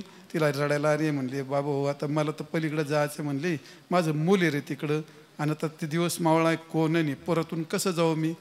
आता ती म्हणली बाई आम्ही तर संन्याशी माणसं आहेत बुवा, आता आमच्यावर अंगावर भगवे अमकं तमकं. ते कसं एक समजदार होता. बाई म्हणला मी घेऊन जातो तुम्हाला, बैस माझ्या खांद्यावर. बसली खांद्यावर. तो दुसरा असा शिवाय द्यायचा, याला काही नाराक आहे, भगव्याला डाग लावला, काय संन्याशी, याला काय लाज आहे का? बाईला शिवला घेतला, खांजूर घेतली आणि चांगली धरूनही चालला ना अमकं तमकं. घ्यायला पलीकडच्या काठाला 3 दिली सोडून चालले. गेले महाराजाकडं. झाड याच्या डोक्यात त्याच्यावर ठेवून अंतर ठेवून राहायचं. चार याला शिवायचं पण नाही म्हणले. बायको खांदूर घेतली म्हणा. बायको म्हणजे बाई. घ्यायला बसला. दर्शन घेतलं महाराजांचं. ते म्हणलं महाराज तुम्ही याला दर्शन घेऊन. काय म्हणली? अहो म्हणले त्या पोराच्या अलीकडे म्हणजे बाई खांद्यावर घेतली आणि बाईला शिवला म्हटली. हा बाई खांद्यावर घेतली म्हणे. तो बरं महाराज म्हणले मग काय झालं म्हणजे काय असं कुठं असं म्हणजे संन्यास. अरे म्हणले त्यांनी तिथून बाई खांद्यावर घेतली आणि तिथंच सोडली. पण तुझ्या डोक्यात पुराच्या पलीकडच्या काठापासून जी घुसली. पुरातही तुझ्या डोक्यात कोण बाई, काठावर आली तुझ्या डोक्यात बाई. त्यांनी तिथंच सोडली. पण तू तिथून धरून आणली माझ्या येऊन जाऊन सोडली. तुझ्या डोक्यात का तुझी बाई घेत आणली ती. अरे बंधन कोणाचं आहे, बंधन कोणाचं आहे. आपुलेची मन करी आपण बंधन. ज्ञानेश्वर महाराज म्हणतात आपुले आपण करा सोडवण. बंधनं जे आहे ते बंधनं ओळखले पाहिजे आणि बंधनं मनातले सोडले पाहिजे.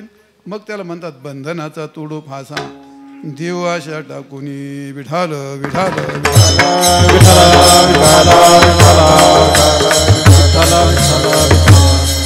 देव आशा टाकुनी काळपाश आयुष्य घातू कर्मपाश अनैश्वर्यवंतू धर्मपाश आश्रमगतो वेद विधितार्थ ब्रह्मपाश देह ममता तो मोहपाश मुख्य माया तो आशापाश कनककांत जन्मपाश आणि सप्तपाशी जीवबद्ध. 7 पाशांनी जीवाला बांधलेलं असतं. त्यात सगळ्यात मुख्य पाश असतो तो आशापाश. आशया ये दासा ते दासा सर्व लोका आशा येशान दासी तेशान दासय ते लोक. हा जो आशेचा दास झाला तो सगळ्या जगाचा दास होतो. आणि आशा ज्याची दासी झाली त्याचं सगळं जग दास्यत्व करत असतं. आणि म्हणून तुकाराम म्हणतात आशेचे बांधले तुका म्हणे आशाबद्ध जन. काय झाले नारायण. आशा ही भयंकर, आशा ही समूळ खणून काढावी. आणि म्हणून पहिली गोष्ट आशा ही माणसाला काय करायला लावेल याचा काही भरोसा नाही महाराज. हे भयंकर असतं आशेची गोष्ट. एक मंदिरात गेलं आणि मंदिरात गेल्यानंतर ते लोक प्रसाद वाटीत होते. झालं याला प्रसाद खायचा सगळ्याला लुटून लाटून हो मला द्या मला द्या मला द्या. आता ते घेरा त्याने तो लाडू घेतला. मग तो खावा कणी तो असा हे हातात ठेवला. ह्या हातात ठेवलं दुसऱ्याची आशा नाही म्हणलं मला ते अजून मी नाही घेतला. आणि केला हात माग. तो हात संपला. तो म्हणला संपला म्हणलं मागचं कुत्र्याने घेतला खाऊन. पुढचा गेला आणि मागचा गेला. आशेचे बांधले तुका म्हणे वाया गेले. असं एक करंट जेवायला बसलं आषाढभूत म्हणून जेवायला गेलं. आशेन घेता बसलं त्या पंक्तीच्या काळाला बसलं. बुंदी वाढीत वाढली तिथं आलं तिथंच बुंदी संपली. इकून आली वाढीत आलं तिकडं बुंदी संपली. ते उठून पलीकडच्या काठाला बसला पहिल्या तोंडाला. ते बुंदीवाला म्हणला त्याला शेवट तिथून तिकून आला इकून वाढायला सुरुवात केली. ते जाऊन बुंदी संपली. आशेने माणसं अडकले की ते आशेच गोते खातात. आणि म्हणून तुकाराम महाराज म्हणतात आशा ही असा एक कर्मपाश आहे.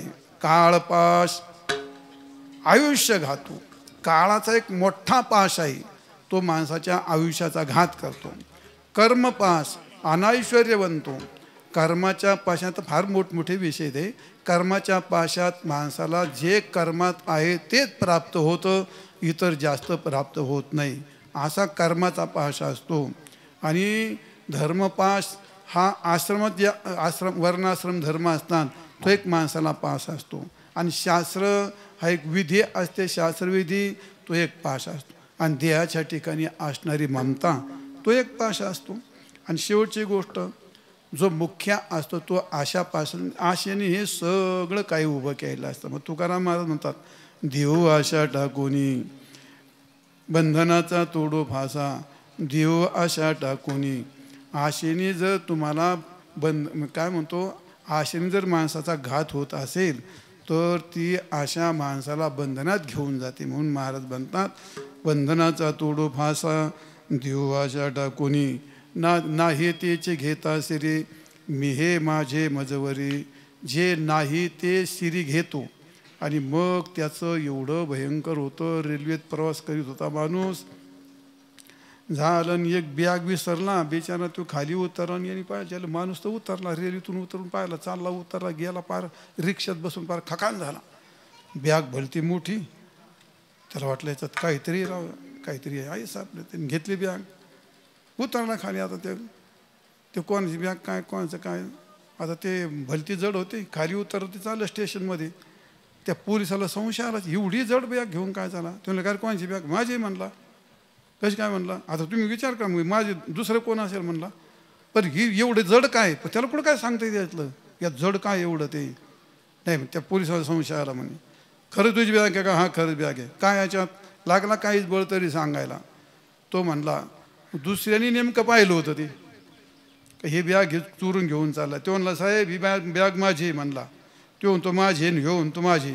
आणि जेव्हा गेले पोलीस स्टेशनमध्ये, त्या पोलिसांनी ती बॅग उघडली, वरची शाल निघाली महाराज एवढी भारी. तो म्हणतो नाही साहेब ही माझ्या सासऱ्याने दिली, माझीच आहे. तो म्हणतो ही माझीच आहे म्हणे. त्याच्या खाली अजून सांगते म्हणलं ही माझीच आहे. आणि जेव्हा शाल खाली काढली, त्यात एक बाईचा मुर्दा होता.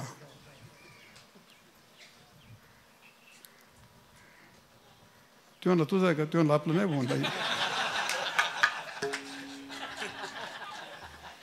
ह्यो म्हणतो माझं नाही, तो म्हणतो माझं नाही. पण आता त्यांच्या बापाला चुकणार नाही. त्यांनी किती नाही म्हणलं, पोलिसांनी उचलले, बेड्या घातल्या, जेलमध्ये टाकले, अजून नाही सुटले. हे नाही त्याची घेता शिरी. ज्ञानेश्वर महाराज म्हणतात पुढीलाचे ओझे आपला माथा घेजे. मग कानदटीचे धनुर्धारा. मोठं असं गाव होतं चांगलं नगर परिषदेचं.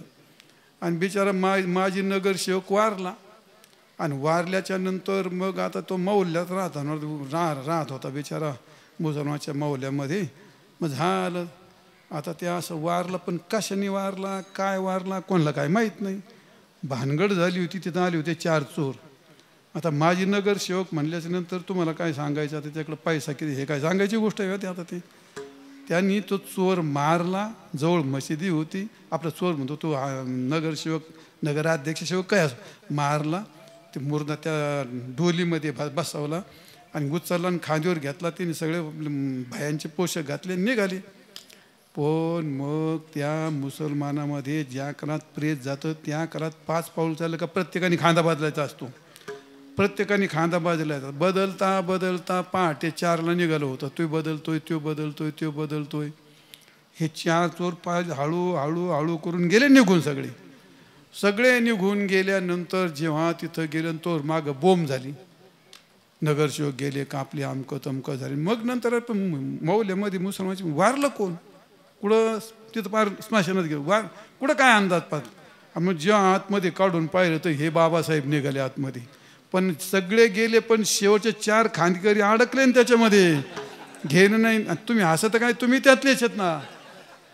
हे सगळे बाबासाहेब पण अडकले याच्यामध्ये.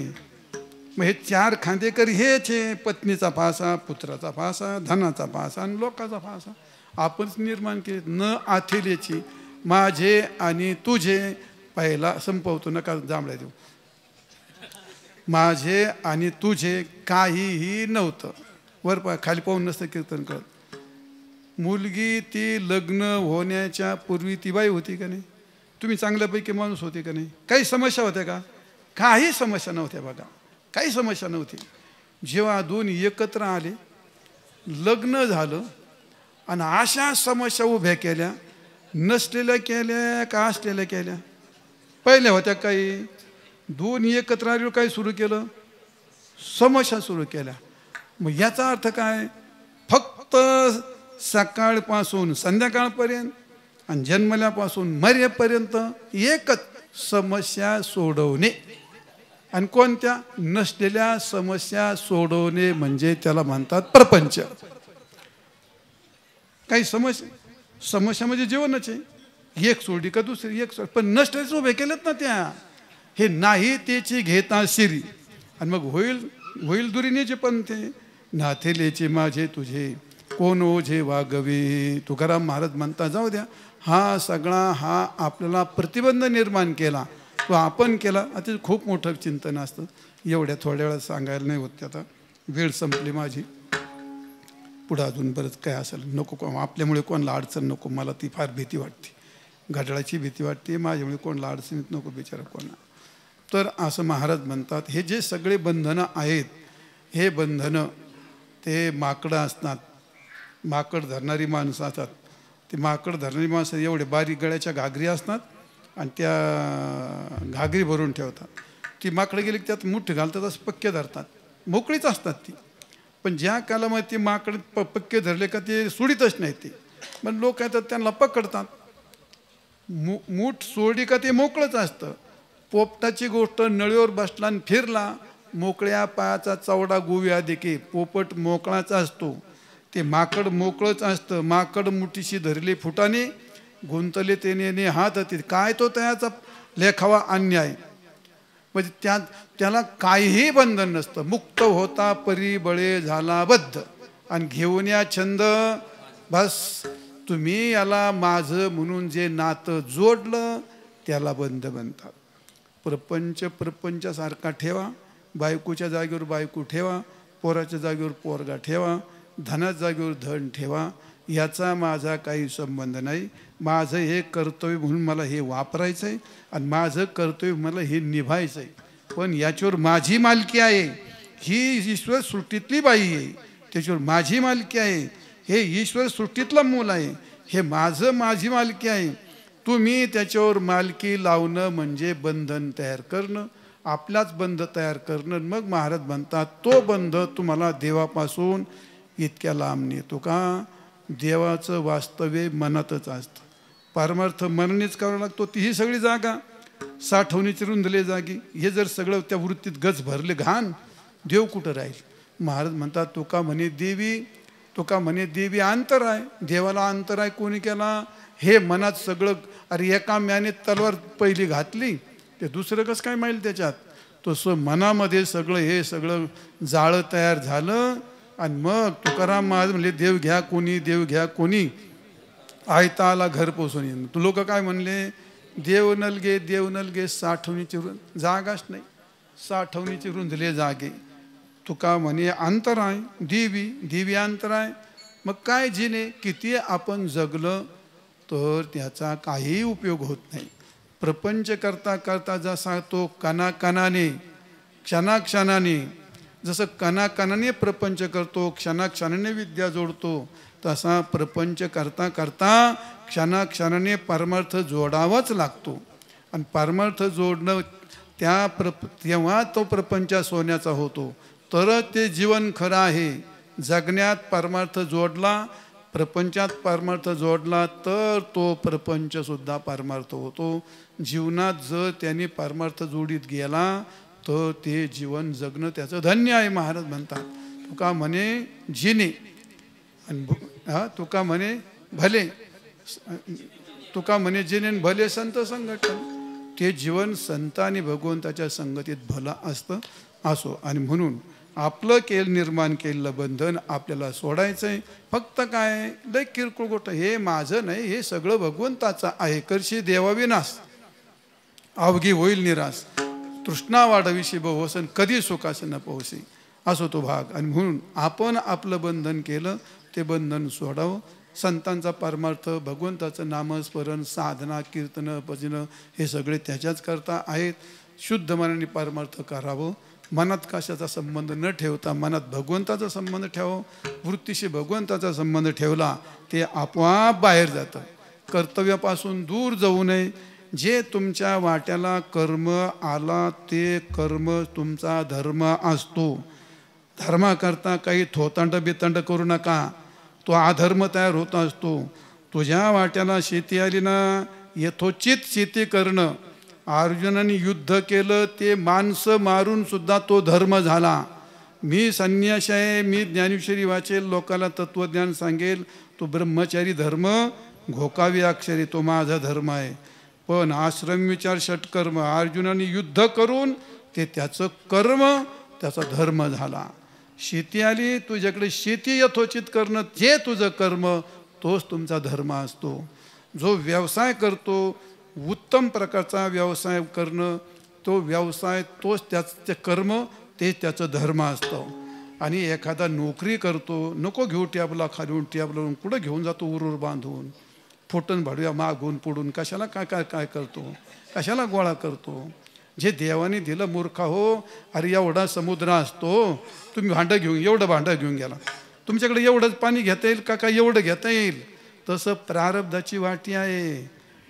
वर्मा कोट्याधीश झाला तरी फक्त जगतो, लखोपती झाला तरी फक्त जगणे, आणि हजारातला झाला तरी जगणे, भिकारी झाला तरी जगणे, प्रापंचिक असला तरी जगणे, आणि पारम बुवा झाला तरी जगण्यापेक्षा तुमच्याकडे जास्त प्रक्रिया नाही.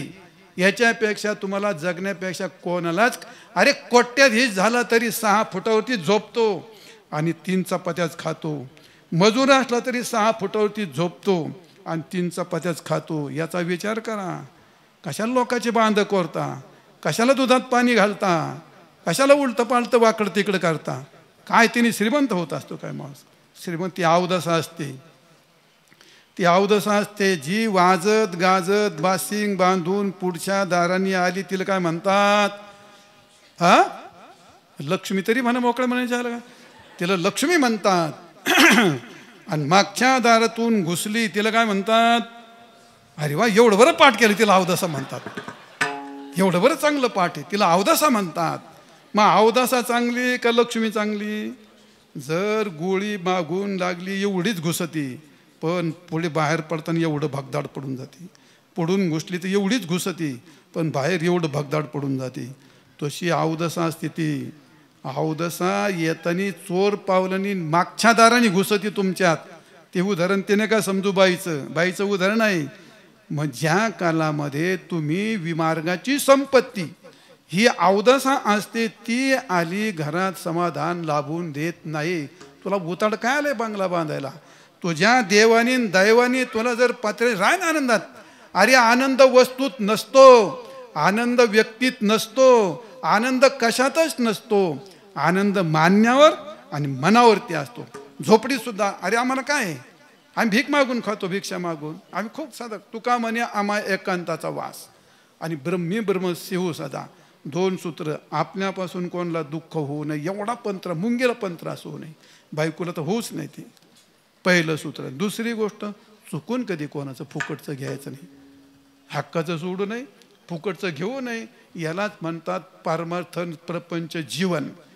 तुम्ही कोणाचं घेतलं तर तुम्हाला आज नाही उद्या द्यावंच लागेल.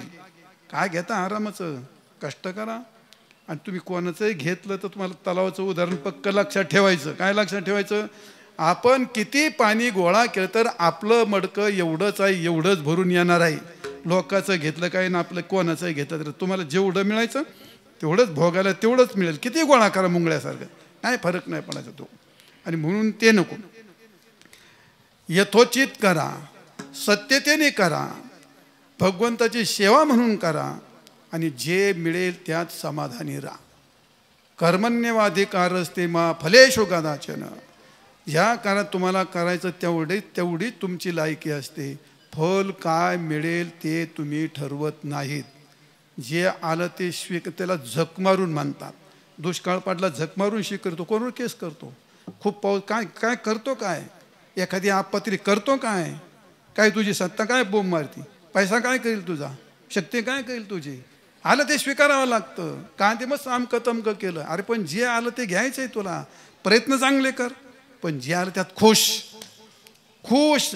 आजारी पडला, रोग झाला, देवाला शेवू देऊ नको. मागच्या जन्मात झक मारली तो. ती बायको भांडकू दळी मिळेल ना, तिला शिव्या नको देऊ. तुझं कर्म आहे वड्या. तू पोरग तुला व्रात्याने गेलं, दारू पिऊन वाईट वागायला ना, त्याला शिव्या नको देऊ. तुझ्या कर्माला शिव्या दे. माणसाचं जसं कर्म असेल तसं त्याला भोगावं लागतं. त्याला नाकारून चालत नाही. त्याचा एक मंत्र पाठ करून ठेवायचा. काय? यस सर, येऊ दे. यस, तुम्ही नाकारू शकत नाही. जे घडलं ते सृष्टीच्या चक्रामध्ये कोणालाही नाकारता येत नाही. जे आलं तुम्हाला ते भोगावंच लागतं. त्याला शिव्या द्या का तुम्ही स्वीकारा का तुम्ही नाकारा, तुम्हाला ते भोगावंच लागतं. भोगावं लागतं ना. चल देवा येऊ दे, माझं कर्म यस असं झालं तर चालेल, काय हरकत नाही, येऊ दे. चांगलं करा, चांगलं राहा, परमार्थ चांगला करा, शुद्ध करा, सोंग ढोंग करू नका. माळी घालतात, एक पावळ्याचं म्हणे, एक मोत्याचं म्हणे, एक आमक्याचं म्हणे. या आईचा भोप्या तुझे, हा कशाला सोंग करतो रे? इकडं वाकडाला येतो, तिकडं लाल लावतो, वारकरी लाव ना चांगला वारकऱ्यासारखा गंध. देवाला जायला चमकोगिरी करताय, तुळशीला पाणी घालायला चमकोगिरी करताय. अरे चमकोगिरी तुम्हाला नरकाला नेईल, चांगली नाही ती गोष्ट. शुद्ध मनाने परमार्थ करावा. देवाच्या चाडे आळवावे देवा. का विषय वाया घालता, का फंदात? अरे छंदी फंदी माणसं परमार्थिक नसतात. ती माणसं छंदी फंदी महाराज नसतो. हे कोण लोकांच्या छंदात, कोण बाईच्या छंदी लागलाय, कोण पैशाच्या छंदी लागलाय, कोण बोराडाच्या छंदी लागलाय, कोण नावाच्या. अरे देवाच्या छंदी लागा भाले माणसं हो. कशाला ते भानगडीत पडता? ते तुमच्या हातात येणारी गोष्ट नाही, तुम्ही त्याला उडू शकत नाही. अन्न मान धन हे प्रारब्ध आहे ती गोष्ट. तुम्ही घरात कोपऱ्यात बसले तरी तुम्हाला लोक तिथं अरे मी कोपऱ्यात बसलोय तरी लोक मला रोज पार माझ्या नाकापर्यंत हार घालतात. प्रारब्ध तसं आहे ते. प्रारब्धाने धन मिळतं, प्रारब्धाने मान मिळतो. का सोस करशे वाया? आणि म्हणून परमार्थ करायचा शुद्धपणे. सोंग करू नका. तुमच्याकडे पाहून सांगतो, पण हे कोणाला सांगतो तुमच्या लक्षात आलं ते सगळं चुकीची गोष्ट आहे. कारण आपलं जीवन संपतं त्याने. ते फार जीवन पाण्यावरची रेग असते पोरं. जीवन प्रतिष्ठा ही गोष्ट काही चांगली नसते. खूप चांगला जागाव, खूप आनंदाने जागाव. आपलं प्रारब्ध, आपला परमार्थ यथोचित राहा. असो तो भाग. आजचा हा कार्यक्रम बोलता बोलता जर थोडंसं पुढे गेलं, थकवा आलं मला. आता डिझेल पार संपलं, पण चाललं. लोक म्हणतात मारतच काय नाही, 1 तास बोला, 1 तास. अरे काही 1 तास बोला. माणूस भूक नाही म्हणतो, पण आता खायला बसले होते का हाय काही करतो का तो? तसं झाले ना 2 तास आता. पण चालेल, काय हरकत नाही. असो. आजचा हा कार्यक्रम आमचे हरिभक्तपरायण संदीप गुंजाळ यांच्या वडिलांचं पितृचरणाचं वर्षश्राद्ध आणि त्या निमित्ताने हा आजचा कार्यक्रम आयोजित केला. फार छान आयोजन केलं संदीपने, त्याच्या भावाने वगैरे त्याच्या कुटुंबाने सगळं खूप छान आयोजन केलं. आणि विशेषतः आज या कार्यक्रमाकरता तुम्ही सगळे मंडळी या ठिकाणी. मग आमचा काय परिचय नाही तुमचा. मी प्रथमच्या गावात आलो आहे, मला असं वाटतं. सगळे काय माता भगिनी आहेत, सगळे श्रोते वगैरे आहेत. तुम्हाला माझी फायरिंग किती सहन झाली मला काय माहीत नाही, पण माझी अशीच फायरिंग असते. मी काही कोणाची काय म्हणतात त्याला, बरं चाल काय, मी काय कोणाच्या बापाला घाबरत. तो असं भाग, विनोदाचा भाग सोडा. आपण तू का म्हणे सत्य सांगो, आले तर रागी येऊ तू. आम्ही काय तुम्हाला आमच्या पदार्थ सांगत नाहीत ना, तुम्हाला वाईट काही सांगत नाहीत. चांगलं सांगतो. वाटलं तर घ्या, नष्ट तर आमचं आम्हाला देऊन टाका. तुम्ही खुशाल, आम्ही खुशाल. असो. पण तुम्ही सगळे 2 तास माझी मराठी ऐकून घेतल्याबद्दल तुम्हाला शतशः धन्यवाद. आणि आजच्या कार्यक्रमाकरता खूप महाराज मंडळी आली. त्यांना एकेकाला थोडं नाव तर इथं ते नंदू महाराज आहेत, संगीत विशारद आहेत. आता बिचाराचा नाही नंबर राहिला, गरीबाचा कोण, ज्याचा वशाला त्याचा कुत्रा जातो काशीला. पण तुम्ही जर म्हणत असले तर भैरवी होईल. आणि प्रत्येकाला 2-2 मिनटं मी म्हणायला लावणार आहे. ते नंदू महाराज आहेत, त्याच्यानंतर इकडे शिवाजी महाराज आहेत, उत्तम कीर्तनकार आहेत, संगीत विशारद आहेत. त्याच्या इकडे गोरख महाराज आहेत, ते मोठे कथाकार आहेत. तुमच्या भागातलेच इथं कथाकार आहेत, उत्तम प्रकारचे कीर्तन करतात.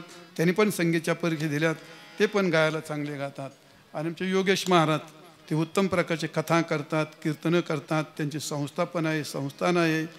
खूप ते योगेश महाराज चौरंगीचे राय, पखवाज वाजवायला, पेटी वाजवायला, गायला, कीर्तन करायला. असे लय चिरे आहेत माझ्याकडे, लय म्हणजे लय खांदाडीवर. आणि नंतर इकडं हे अमोल महाराज, ते पण कीर्तन करतात. ते उत्तम प्रकारचे कीर्तनकार आहेत, तिखट कीर्तनकार आहेत. ते कीर्तनकार आहेत, उत्तम गाणारे पण आहेत. त्याच्या मागं कोण आहे तिकडं?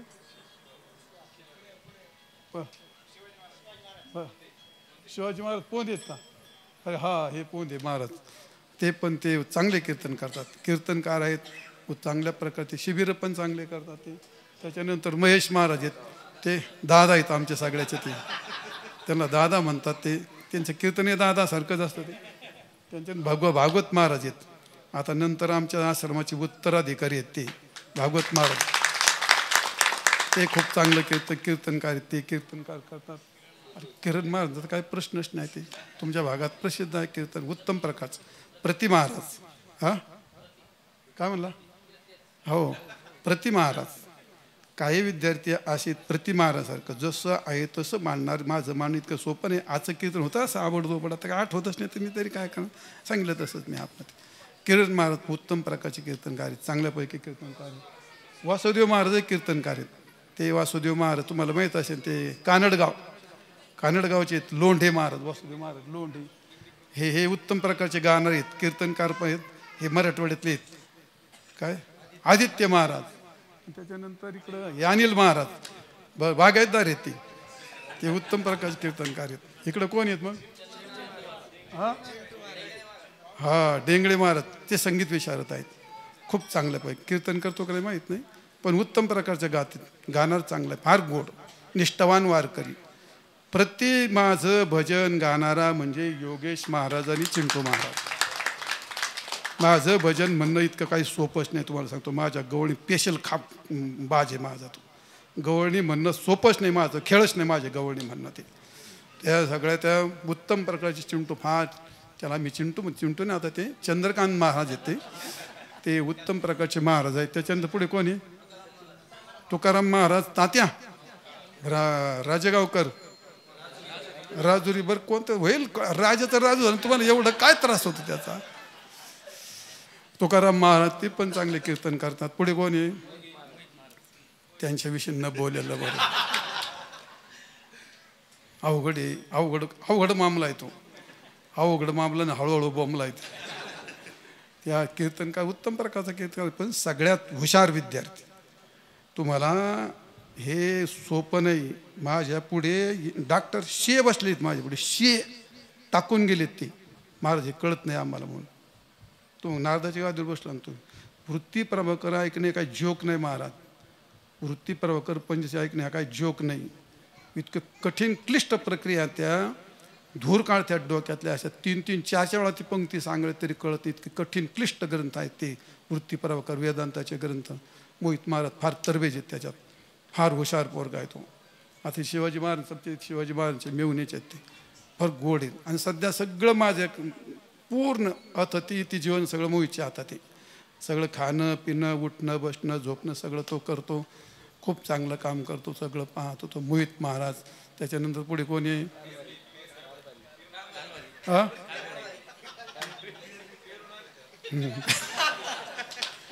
कारभारी म्हणल्यावर काय बोलावं आपण आता त्यांना काय.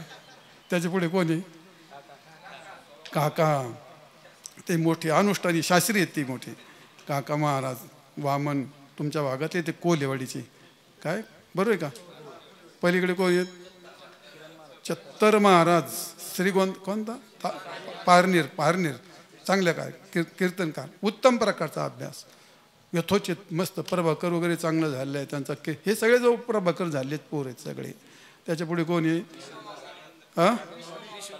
विश्वमाऊली.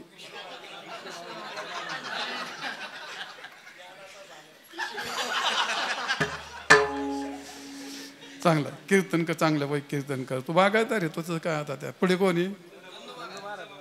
नंदू महाराज. अयो, नंदू महाराज झाले म्हणजे सगळं निघो झालं. बर, नंदू महाराज ते कीर्तन करतील का नाही अजून काही माहीत नाही. बर, पुढे कोणी? ईश्वर महाराज. ईश्वर महाराजांची मोठी संस्था आहे. माझा भाषा आहे तो. दुसरा एक भाषा आहे माझा ते नगरला, लक्ष्मण महाराज शास्त्री. फार मोठे कदम, फार मोठे कथाकार आहेत. फार मोठी कथाकार आहेत ते. लयत असे तुम्हाला कवर सांगते. ईश्वर महाराजचे चांगले आता सध्या फार गाजावाज आहे त्यांचा कीर्तनाच्या बाबतीत. जबरदस्त कीर्तन करतात ते. संस्था फार मोठी, 70-80 विद्यार्थी त्यांच्याकडे. चांगली संस्था चालली त्याची. बरं आहे, चांगलं आहे. बरं, पुढे कोण आता? मच्छू महाराज. ते उत्तम प्रकारचे गवळ आहेत, गाणार आहेत मस्तपैकी, छान गाणार आहेत ते. कीर्तन करतो का ते मच्छू? नाही करतो का? बरं, तू एक कीर्तनकार आहे उत्तम प्रकारचा. पुढे तिकांडे महाराज. बर, तिकांडे महाराजची बायको कीर्तनकार हे का ती? बर, तरी म्हणलं एवढी हात जोडून कोण बसली माझ्या पुढे. म्हणलं कोण बाई एवढी आपल्याला भाव द्यायला लागली भाऊ एवढी. मला जरा बरं वाटलं. म्हणलं जरा कोणतरी आपल्याला नवीन कोणतरी ओळखीत आहे भाऊ आपलं. जे अरे म्हणते जे.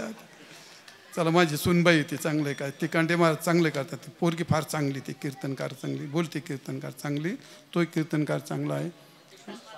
हां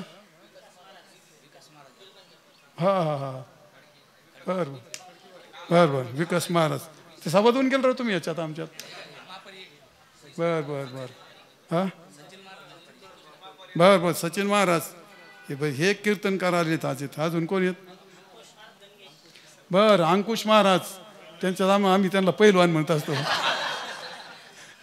ते कीर्तनकार मृदुंगाचार्य आहेत चांगल्यापैकी उत्तम प्रकारचे हे अनिल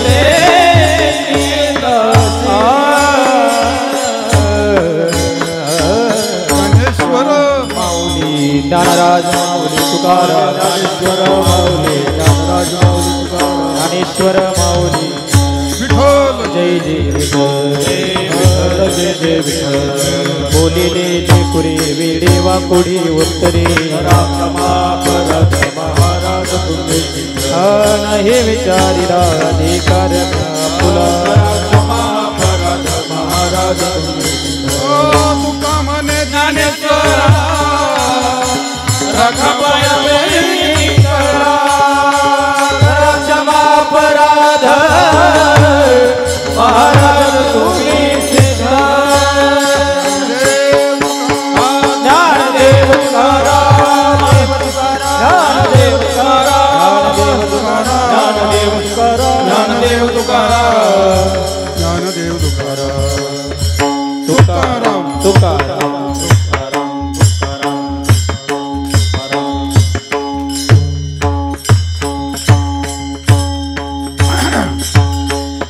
हात जोडा सर्वांनी हात जोडा सर्वांनी म्हणा पुंडलिक वरदा हरी विठ्ठल श्री ज्ञानदेव तुकाराम पंढरीनाथ भगवान की जय माऊली ज्ञानेश्वर महाराज की जय जगद्गुरु तुकाराम महाराज की जय।